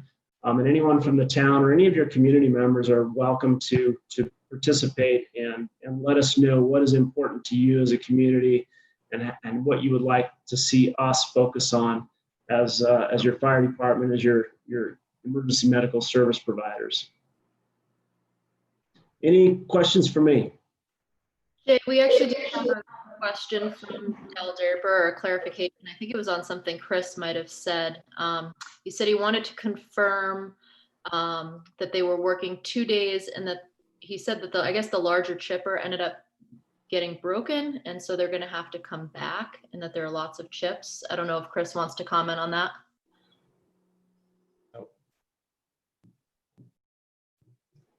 Yeah, I hadn't heard that. So I think, if there is an issue with them not being able to complete the work, then if it needs to be scheduled for later in the fall, I'm sure we can accommodate that.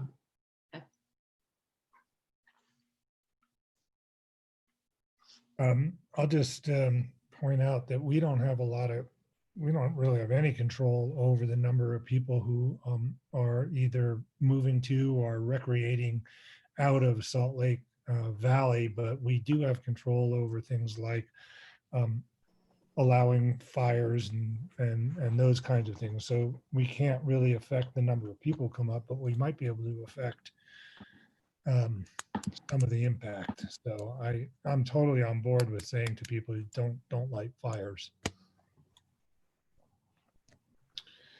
Chief, I've I had had a kind of a print. Sorry. Who was that? Is that Margaret? Go ahead. It was. Go ahead, Sheridan. Yeah. I'm sorry, Margaret. Sheridan, go ahead, and then Margaret. Okay. Chief, thank you so much for your report. This is a perennial question for me, and I don't have a solution or an answer. But when we cut down trees and chip them, we're losing a lot of the carbon sequestration of the tree. And I've been reading some research too, which I think we talked about a bit last year, that the greater biodiversity of the soil with differences of plants and different ages of trees actually is a great fire preventative in and of itself. And so I just wonder if we might, going forward, entertain the idea of doing something different with downed trees, or think very carefully about the trees that need to be taken down without having another purpose than actually chipping them, which is pretty close to getting the carbon right back into the atmosphere. And I don't have the solution, sorry. I remember you mentioned that last year, that when we were discussing this, and I don't know what the solution is either. Maybe we need Margaret's husband, someone really smart, to figure out what the solution is. We need some rocket scientists. I'll tell him. Or atmospheric scientists anyway. Yeah, my question, Jay, was just clarification. You said there had been 6 calls in the canyon, July and the first half of August. You were not saying that that was Alta specifically, but it was the entire canyon, but there were 2 rescues below Superior that might have been within Alta's call Yeah, area. so no, all 6 of those calls were within the Alta area. I didn't pull any numbers for the rest of the canyon. So those Okay. 6 calls were all specific for Alta. Okay, thank you. Yeah. Thank you. Okay, Thank you, Jay. thank you, Jay. Okay. Thank you. Next item on the agenda are questions regarding departmental reports. Margaret, I know you said you had one, at least, or you had something you wanted to ask about. Yeah, Sarah, yes, I did, Harris. My question was about John's reference to the building permits that have been taken out. And I don't know if you can respond to this, but you talked about the valuation involved in those permits. And my question, it has to do with when the town might see tax revenue from those permits and at what valuation. Is it the cost of the construction that we potentially would see, or is there some other tax revenue that would come to the town? I mean, I know we don't get the whole thing, but of what is attributable to the town's percentage, when might we see that? Normally, when they're finished, I mean, whenever monthly or every other month, I send all of our building permits that have been done to the county assessor. So we will get all of any new permit, like the new houses. Going to be 2 new houses, hopefully, and then they're redoing the Sugar Plum E, F, and G, the 3 units that burned. So when they're completed, the year they're completed, then we get that tax revenue. For a $100,000 remod of a condo or a home, the county assessor will look at that sometime after the permit. We might not get any of that. I mean, if they think it's just an upgrade and it's not really an improvement, you don't get much from a remod. But so it's after they're finished, but the county assessor, because we get less tax money from our buildings than anybody else, so they're very excited to come up and check the properties related to property tax. So when I get the permits, they come up and look. So sorry if you're doing any remodels, but under the present circumstances of uncertainty about the sales tax revenue in fiscal year 21, I mean, we can't pass an ordinance that demands completion of all construction projects in November, can we? We could just give them all occupancy permits, even if they're. Well, one sounds overly heavy-handed and one sounds dishonest. So I guess the answer is no. Darn. Any other questions about the reports? Okay. The next item on the agenda is the mayor's report. I have a few items, some of which you actually have heard about already. So, of course, COVID is still a big issue that's affecting our community, and even more so with the school opening soon and all kinds of other issues planning for the winter. As some of you are aware, I was pretty sorry to see people playing volleyball at the park by bringing their own volleyball equipment, and that prompted me to submit an op-ed to the Salt Lake Tribune asking everybody who is in our community to do their part to stop the spread of the disease. I don't know what kind of effect that is likely to have, that request, but I also reached out to a couple of the people who I knew were part of that crowd. We continue to operate our office with 1 staff member at a time and no walk-in visitors, and COVID is still an issue. As was mentioned, I can't remember which departmental report it was. Maybe it was something Jen wrote, but I spoke with the county and we applied for additional CARES Act funding beyond the previously allocated amount of $11,317,000, which had a per capita basis. I think I was persuasive because I got to say to the county, look, on a per capita basis, we really contribute a lot more than a lot of communities. And we've already spent more money than the CARES Act reimbursement would provide. I've also spoken to Senator Romney and a couple of the representatives about revenue reimbursement or revenue replacement rather coming out of this next bill, but who knows if there's going to really even be one. But in any case, we received an additional $32,673,000 based on that request and our expected spending through the end of 2020, which would be eligible. It was this that allowed us to partner with ASL on these extra porta potties this summer, just to take one example. So I'm really grateful to Mayor Wilson for supporting this. And further, the other mayors in Salt Lake County who knew about some of this extra allocation to the town of Alta and were on board with it. On July 9th, I went to a CWC Finance Committee meeting and we discussed the main issue was how much reserves we should keep in terms of money or spending on short-term projects that might have some impact. And at that meeting, we agreed to recommend to the full board that we reserve 1 year's worth of revenue or 1 year's worth of money so that we could survive the year even with diminished revenues. But the board at the full meeting didn't quite accept that. They lowered it a little bit on at the July 13th meeting because there were a couple of projects that they wanted to get going this year. At that meeting, Brighton is now a member of the CWC and the UTA is an ex officio member of the CWC. There was continuing discussion about a visitor use study, and I'm going to tell you that I expressed the town's interest in a study and our thinking that it was important to have that information. But I also expressed my continuing concern, which I'm a little confused why other commissioners aren't similarly concerned, that one of the co-chairs of the stakeholders group put together the proposal for such a study. And when I questioned this some time ago, months ago, it was kind of said, well, this is an outline for what would happen, but this particular individual would not be applying to conduct the study, but indeed she is. And that strikes me as something of a conflict of interest that I'm concerned about.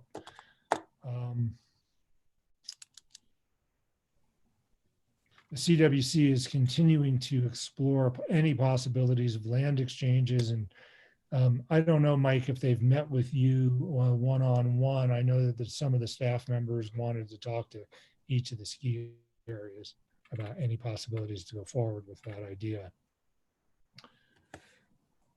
We have had we did have a discussion with them about some land exchange opportunities, and we discussed a few, and we're working on maybe a proposal that we would present to them of something that could work. Okay, good. At the July 21st UFA board meeting / UFSA board meeting, which I attended, the UFSA voted to expand the boundaries of the district to include the town of Alta.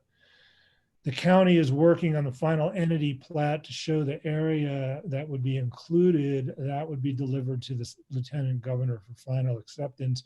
As we've discussed, we'll continue to pay the last year's inflation adjusted amount for UFA member fee as if we were continuing as a direct member. But as of in January, we will be members of the UFSA for the taxing purposes in the fall of 2021. John, I think I asked you or Polly, do you want to say a word about just where we stand on that process?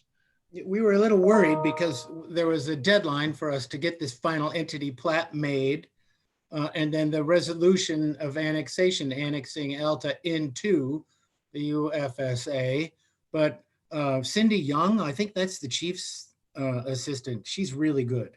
I Yeah. talked to her this morning. She said she should be having Mayor Overson sign the resolution. They're working on the plat. I mean, she should sign this resolution tonight because they're having some kind of meeting. And then Rachel Anderson is going to deliver that to the Lieutenant Governor tomorrow. Okay. And if she doesn't, then she'll let us know. But we have till the 20th, Okay, good. but they're on it. They want us, I guess. Yes, no, I think they do. Brighton was officially brought into the UFA, right, Polly, on the 21st, and at that meeting. And they've been paying for fire service through property taxes at the same rate as we will be. And then finally, I was going to mention something that Jay talked about, which was this introduction of the strategic planning process to the board members and the invitation for our constituent municipalities to participate in that. Later on in this meeting, I'm going to ask you to approve membership on the UFSA board and an alternate, so that they've asked us to identify an alternate for board membership. On the August 3rd, the CWC, on the 28th, Alta Planning Commission met. You read about that in the staff report. On August 3rd, the CWC board meeting, where the main item was entering into a local, this was a very short meeting, was about spending a little bit of money to enter into an interlocal agreement with Salt Lake County, where the county had agreed to help pay some of the costs of relocating the Desolation Lake Trail from the Mill D North Trailhead to Dog Lake, which I guess I haven't been up there in a while, but I guess that they're reorienting that to be much less prone to erosion, I think was part of the goal for that. The last time I was up there was a while ago, but I know it was all rutted out at that point. Kind of ran right down the fall line in places, as I recall. Coming up is the UFA board meeting on the 18th. I guess I'll be attending the UFSA board meeting, although maybe I won't have to do that. Maybe there's no role for me on the 18th until the Lieutenant Governor acts, I suppose, John. But I'll find out if I'm going to go to both. The 20th is the Salt Lake County COG meetings. We have a town council meeting on the 9th of September. Okay, I've got a long list of temporary dog licenses, and then I have a comment about that. These are the temporary dog licenses issued between 7/1 and 8/11. Sarah Goodson for 30 days starting July 1st. Pally Goodson starting July 1st for 30 days. They are in Albion Basin. Excuse me. Trisha Petzold from the 3rd to the 5th of July, 3 days in Peruvian Acres. Pam Labadie, 14 days in Sugar Plum, the 8th to the 21st. Julia Highmark from the 8th to the 10th for 3 days in West Grizzly. Libby Highmark for the 17th to the 21st, 5 days in West Grizzly. Marcia Decker, 7/29 to 8/27, 30 days. Colin Gibbs, 7/30 to 8/2, that's 4 days in Albion Basin. Caitlin Gibbs from the 30th to the 2nd for 4 days in Albion Basin. Jeffrey Selikoff, the 30th to the 31st, 2 days in Powder Ridge. Dave Valenti, 8/3 to 8/16 for 14 days in Albion Basin. And Connor Gibbs, 8/11 to 8/16 for 6 days in Albion Basin. As you can see, this was a pretty long list. We've experienced a big uptick in demand. I think a lot of it is second homeowners coming to Alta to not be in their first homes, or local folks who have access to residences in Alta who would just as soon vacation staying close to home. Most people who, and as you all know, I have a limited number of possible temporary permits to possibly allocate. Most people express some understanding of the context in that limited number. And the idea that if you have it, that means somebody else doesn't have it. But some people expect to get just what they want, whenever they want it, repeatedly, regardless of others' requests or indeed our ordinances.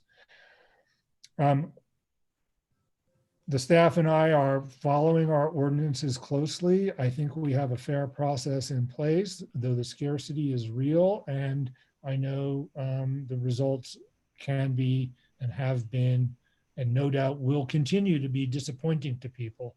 So I'm saying that as a heads up to the town council members, because I would be surprised, I won't be surprised if you hear from people trying to obtain permits and in trying to enlist your help. And I'm happy to talk to them. I'm happy to talk to you. Jen handles she's the front line on this. In fact, I'll be surprised if you don't receive some calls on this issue. I'm just giving you all a heads up. I have gotten a number, just speaking of dogs, I have gotten a number of letters and emails from, I don't really know who they are all the time. I think they're guests, complaining about seeing dogs in places they think were inappropriate. One was around Secret Lake Trail, and in particular about having seen dogs that are off leash. And I'll just try and ask for our whole community to set a good example for our visitors, to comply with our locational and leash provisions.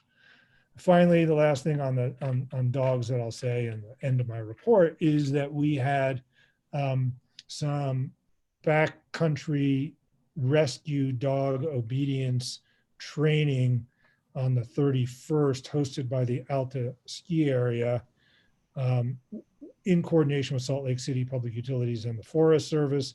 And so we issued a number of what are designated Class E licenses, which are for rescue dogs. Okay, that's my report. Are there any comments or questions? Okay. Yes. Yes. Sorry, took me a minute to take you off mute. Thank you very much for your report, Mayor. I've had two different citizens come forward to me and ask a bit about the possibility of rapid COVID testing throughout the community, given their concerns over potential loss of tourism from the East Coast based on going into quarantine if they were to visit Utah and then go home. And another citizen suggested, is there a way to get this with assistance from the state? And one person also suggested, is there a way for us to test our sewage flows, fecal matter, to see, is it here, even if we haven't tested positive? And therefore, what maybe we can pivot at that point to make some decisions about how we need to protect everyone. So that was my first set of questions for you. So the testing, I've actually been thinking about both of these issues, as a matter of fact, Sheridan. The testing, the problem in Utah with testing is that and we might be able to circumvent this because we have Dr. Libre and a clinic, but you cannot, as my understanding, simply walk into a test center in Utah and ask for any of the kinds of tests. You must have in fact, I've requested an antibody test for Kate's daughter as part of the decision whether to send her back to school or not, because if she truly is positive for the antibodies, it's safer to send her back to school. And it would be nice to know that in making this decision. But I had to jump through, I'm having to jump through several hoops on this, including having tele appointments, both for me and for her, before they would authorize these tests. I got into a conversation with the county in the person of Catherine Canner about how absurd I thought it was to have this many hurdles in front of what I understand are relatively abundant tests. They're not all that accurate, unfortunately, but you could get a couple, and if you were positive twice, you would have some confidence that there were likely not 2 false positives. And I haven't heard back from Catherine yet, but she said she'd get back to me on whether or not there was a way to streamline that process. As it happens, one of my executive MBAs in this class that I'm teaching this week is the head of the research on COVID at ARUP.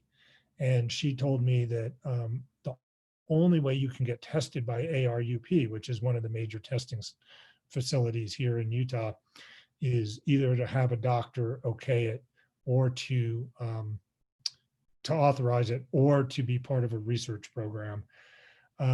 I can look into whether or not a research program in the town of Alta might actually be implementable quickly.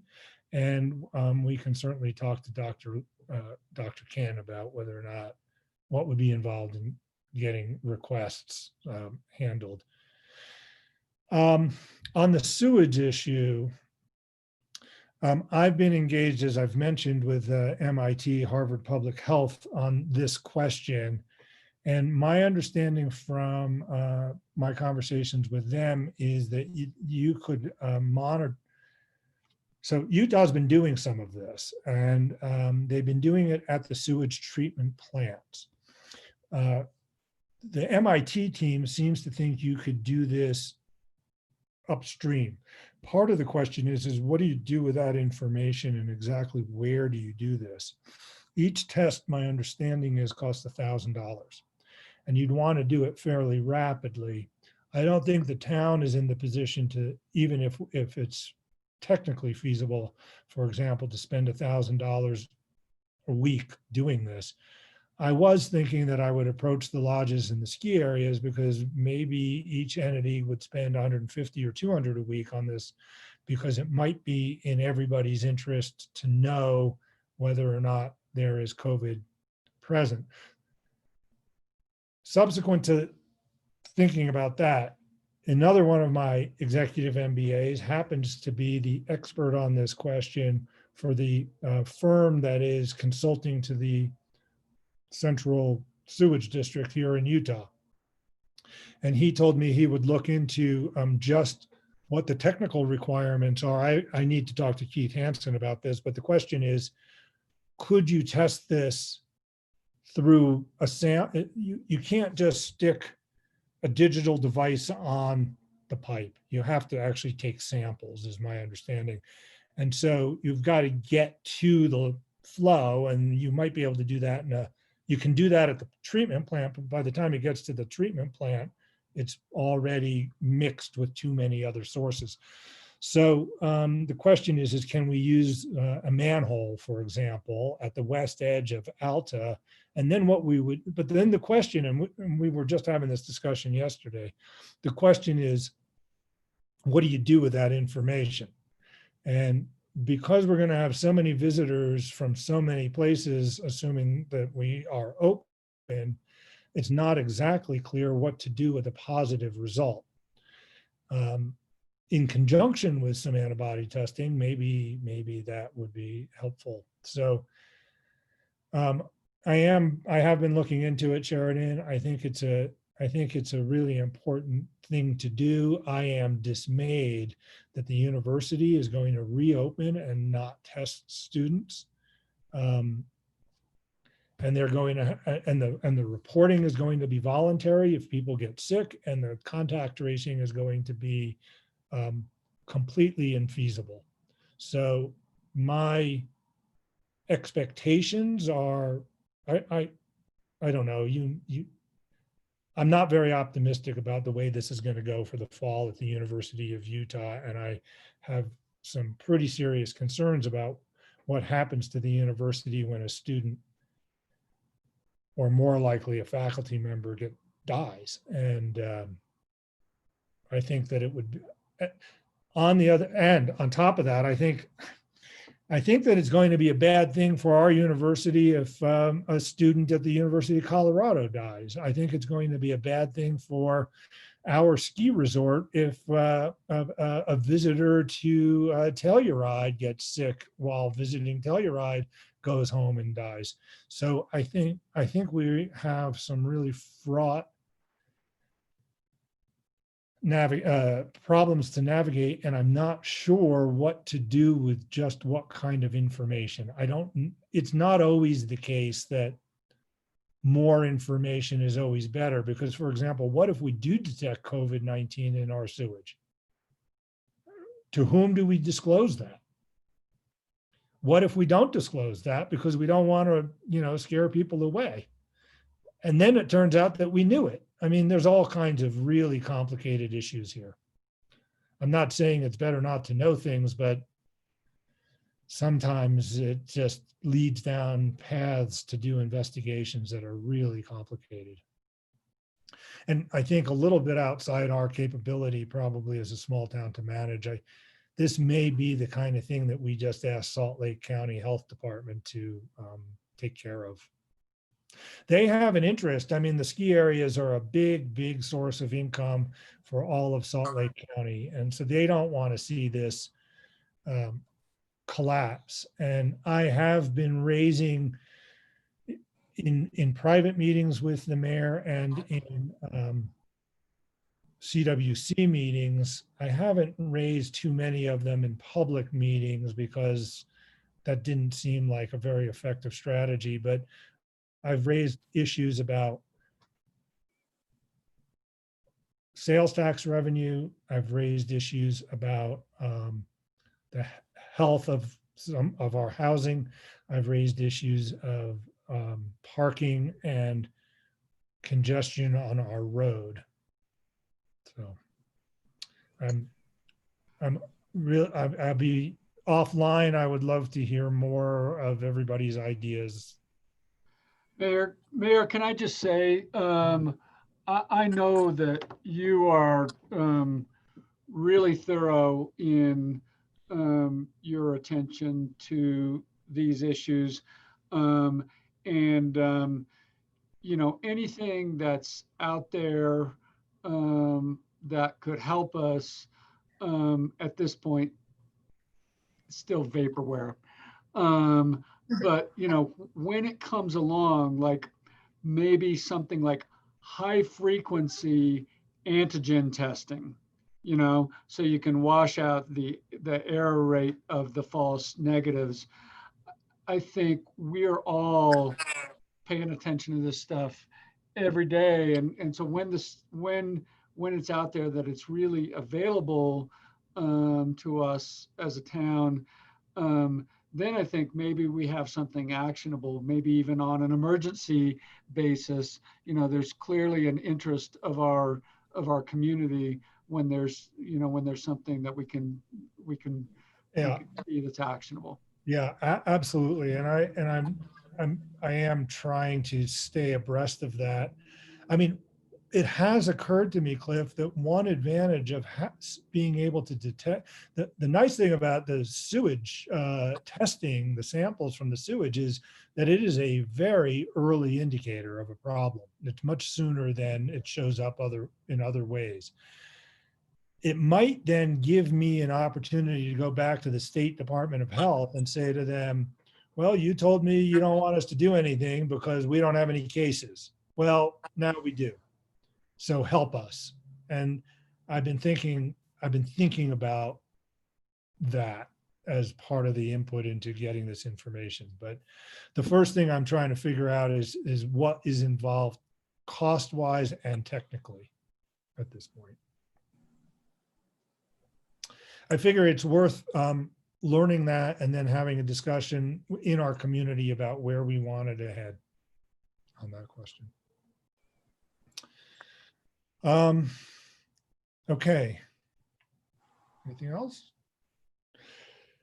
Discussion. The next item is discussion and possible action on ordinance 2020-04 supporting land use amendments, but I don't think that is a ripe question today, given the work session discussion.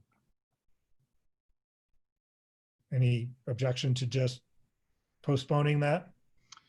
No, I agree. We get there next month, maybe another half hour or 45-minute work session, whatever it seems like we need, and then we can get some action taken next month.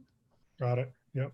Okay. And I think it's also good that, like we mentioned earlier, to have Polly review the MOU, and maybe we could have that as part of that work session, and maybe an update on that.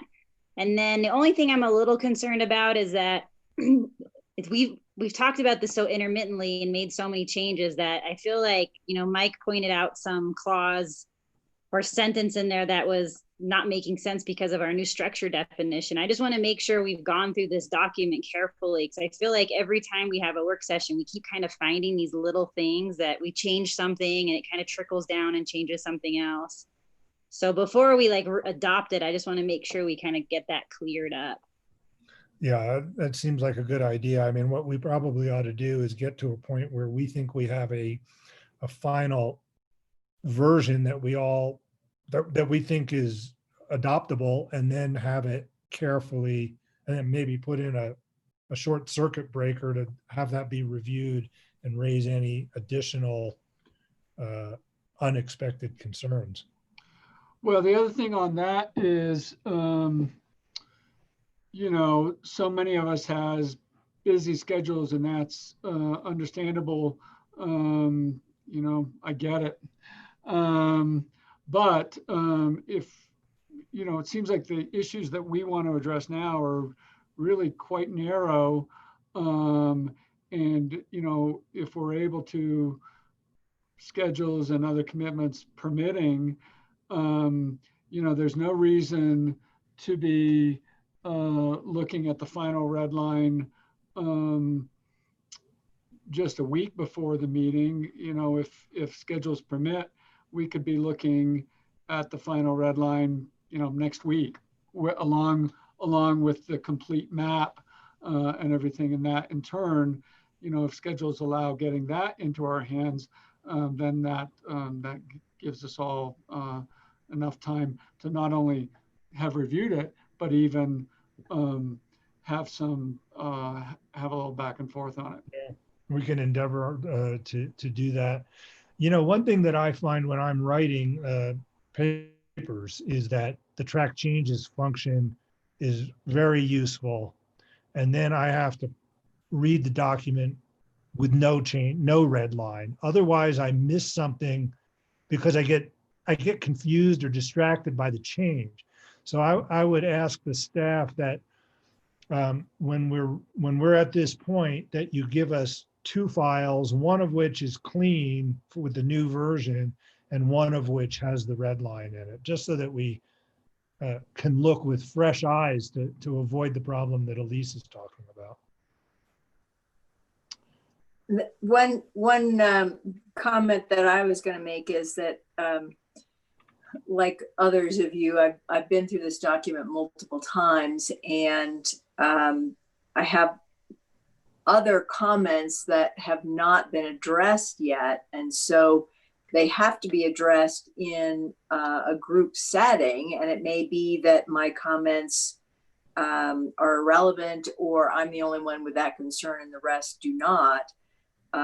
So the idea of coming up with a final red line for September, when I have this other set of questions or concerns or comments, I know we want to move forward, and I think it's important to do that. So I don't know if there's a way then to put together a portion of it that we have a consensus on and get that going, and then have the other portion that we haven't yet reached a consensus on to work on after that. I would say that we have a complete, with what we were directed to do today, we could have a complete red line. And that is where we start addressing, because I know you had the questions. That's where we start addressing everybody's questions. So I'd hate to have a complete red line, address your questions, do it again, and address somebody else's questions. So we're not going to be able to do this in 30 minutes. But I think complete red line, send it out, get everybody's questions on there, and then just pick them up. Margaret, you need, I think that Margaret needs an opportunity to raise the concerns that she has. Maybe why don't we schedule a full hour work session for next time? and we'll try to have a document ready to, in good shape and invite those concerns. Yeah, and the other thing, about this is there is no finish line, I think it's important for us to hear each other's concerns with an open mind, and I think we all try to do that. It's important.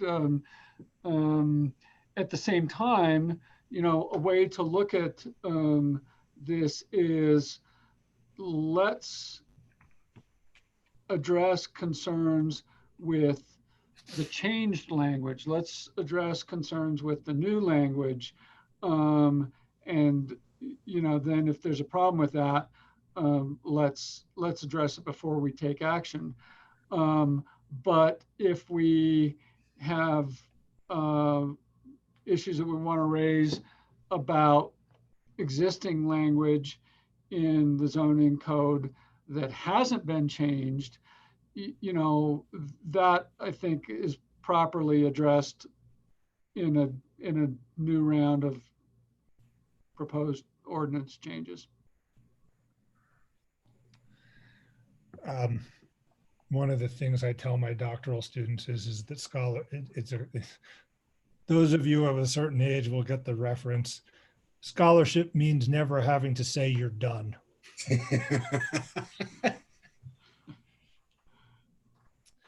Okay, we do have another action item, 2 more action items before us, and we've got about 20 minutes left. Discussion and possible action on Resolution 2020 R19, adopting a hazard mitigation plan. I think this has Chris Colley's handprints all over it.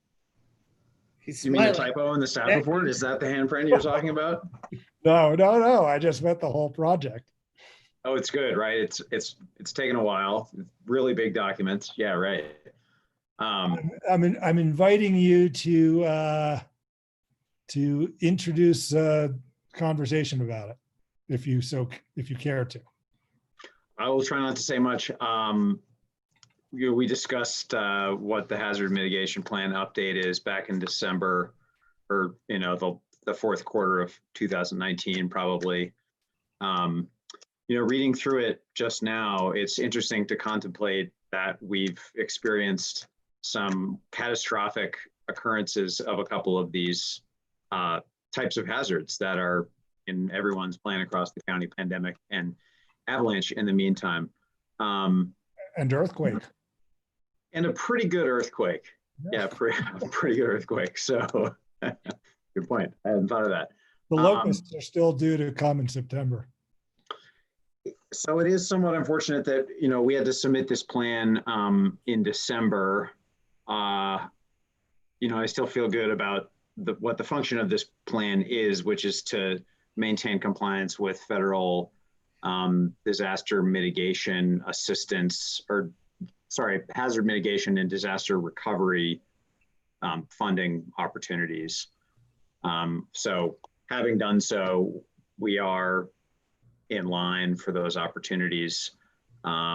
We need to sort of ratify this document by passing this resolution in order for that to take effect.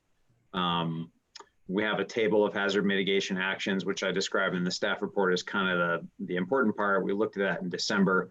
It's obviously incomplete. It doesn't mean that we can't apply for disaster mitigation funding to do other projects, or that we have to support or pursue any of the projects on the table.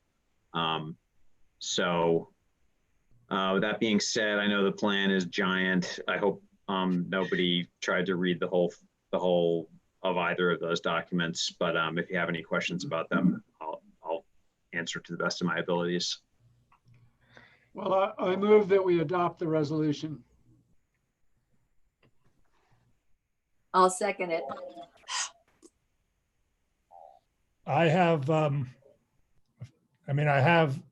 We've discussed this, and I have a lot of confidence in my non-minions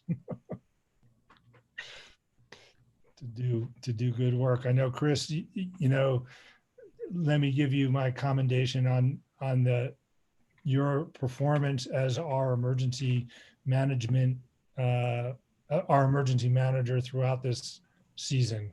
Thank you very much. And for your diligent and hard work on getting this plan together, and persistence. Thank you.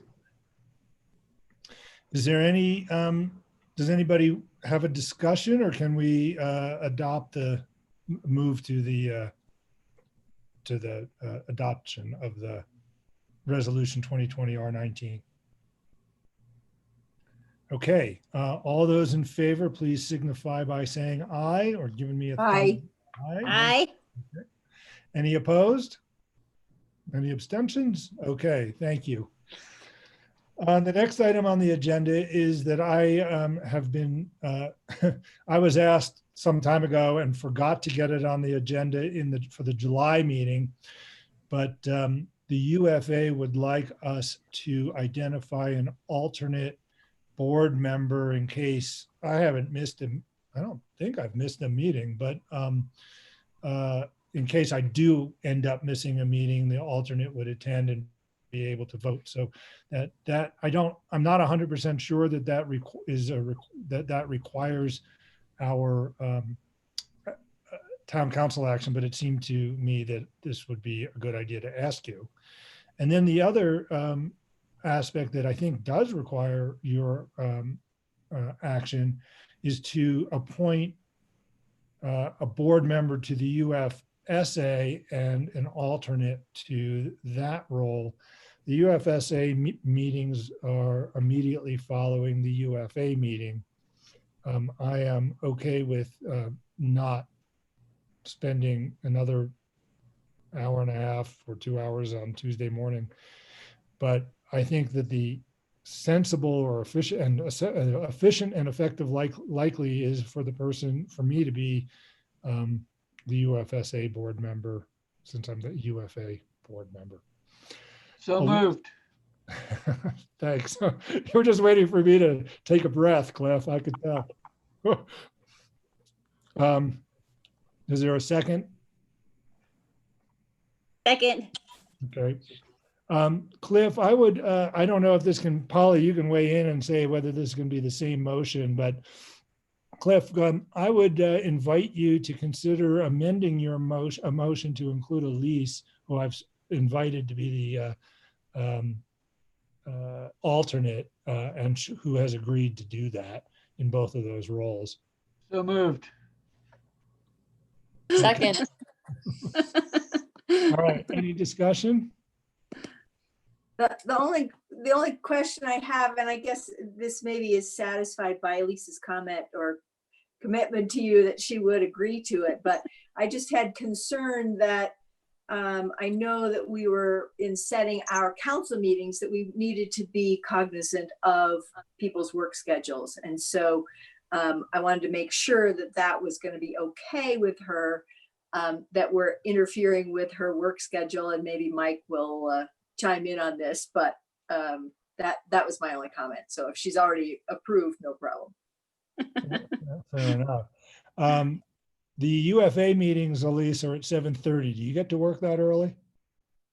Yeah, I do sometimes, but it sounds like you attend most of the meetings, so this might be a low frequency requirement on my part, maybe. I've never had an alternate. What can I say? Are they Zoom meetings right now?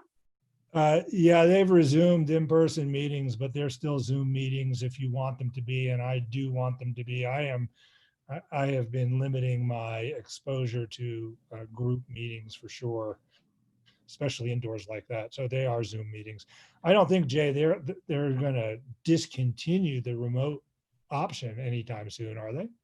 No, I haven't heard that they're going to discontinue any of that. I think that for the foreseeable future, I think all meetings, the Zoom option will still be there. And attendance in person has been pretty limited. But so that is this is one attractive part, is the meetings do occur about 25 feet from my office. So you're welcome to stop by and I'll buy you a cup of coffee.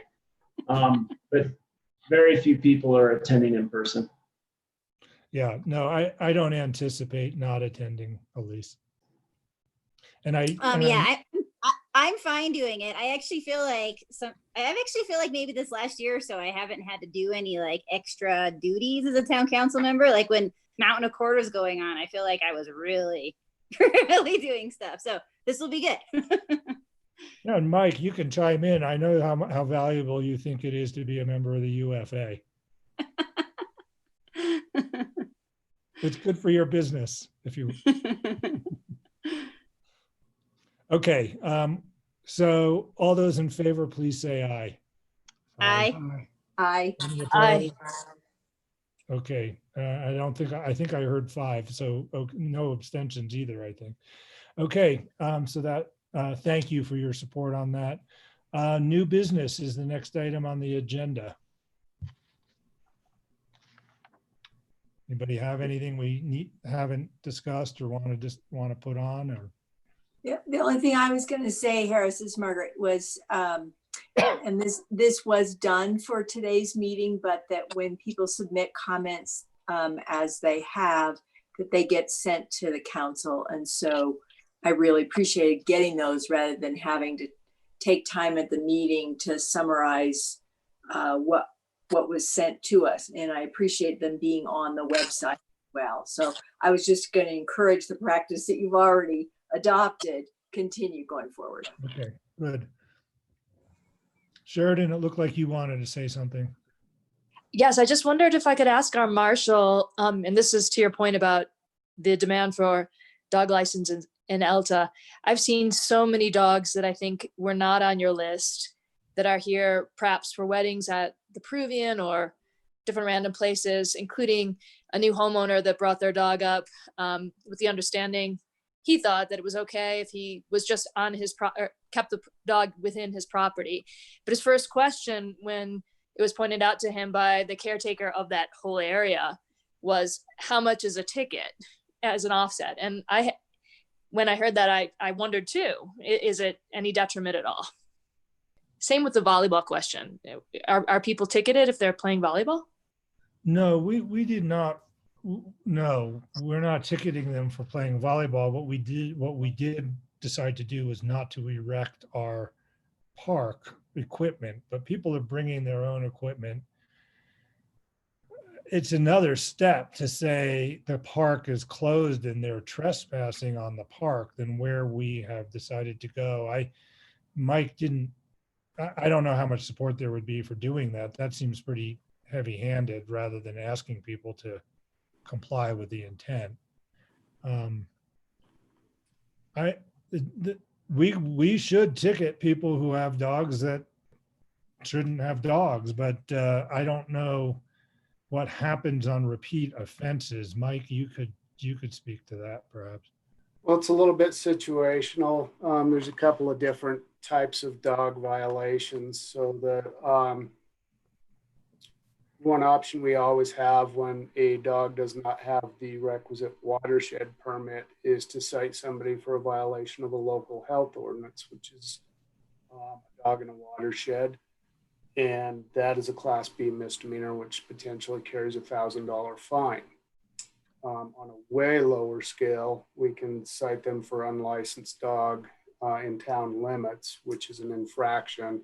And I don't know the bail on that off the top of my head, but it would probably be in the $100 or less range.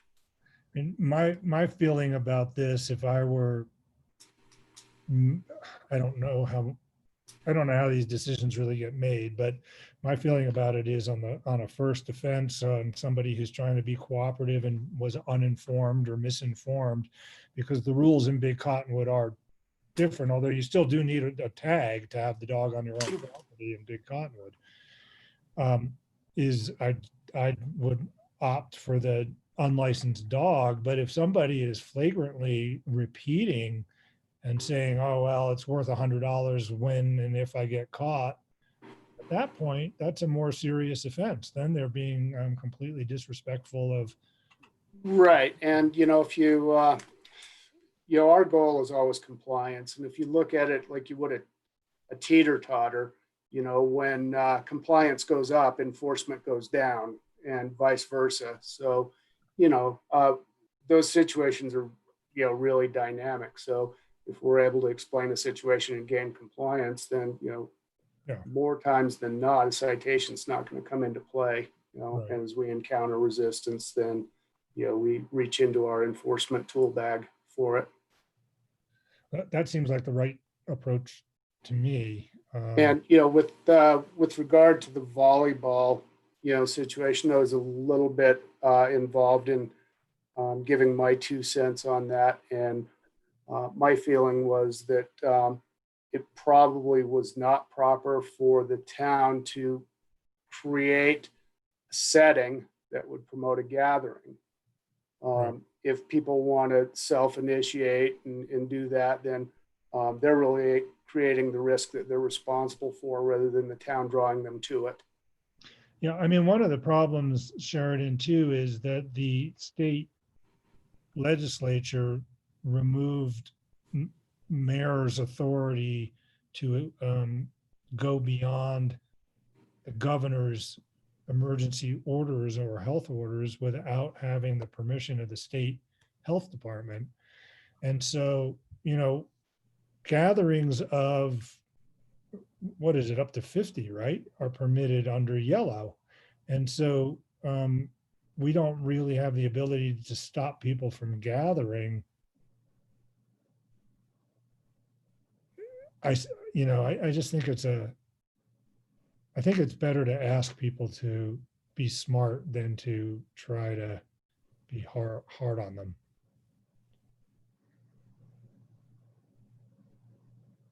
Which is why I wrote an op-ed instead of calling Mike. Thank you. It was obviously very persuasive to everybody, just like all the other things I write. All right. 4 minutes before 6.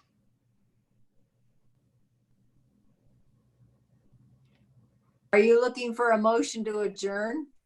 Well, I was just noting the time. We can wait if you We want to have to wait. wait till 6. But we don't have to wait till 6. Are you Code offering one? violation, Polly? We have to go to 6. Margaret, are you No, offering? but my daughter wants to join the meeting. She does. Okay. Well, that would be interesting. There, she's right there. Yeah, That's Stella. that's Stella. Yeah. Hi, Stella. All right. I would invite a motion to adjourn. Oh, So no? moved. Margaret? Yeah, I'll second it. Okay, thank you. All those. I made the motion earlier. You just were so charmed with the time that you didn't respond. Oh, I beg your pardon. I'll second. All those in favor, please say aye. Aye. Aye. Any opposed? I don't think we even need to have that. Okay, thanks, everybody. Thank you very much. You all. Have a Stay good- safe, everybody. Have a Piper, good evening. Piper's still on. You need me, Polly?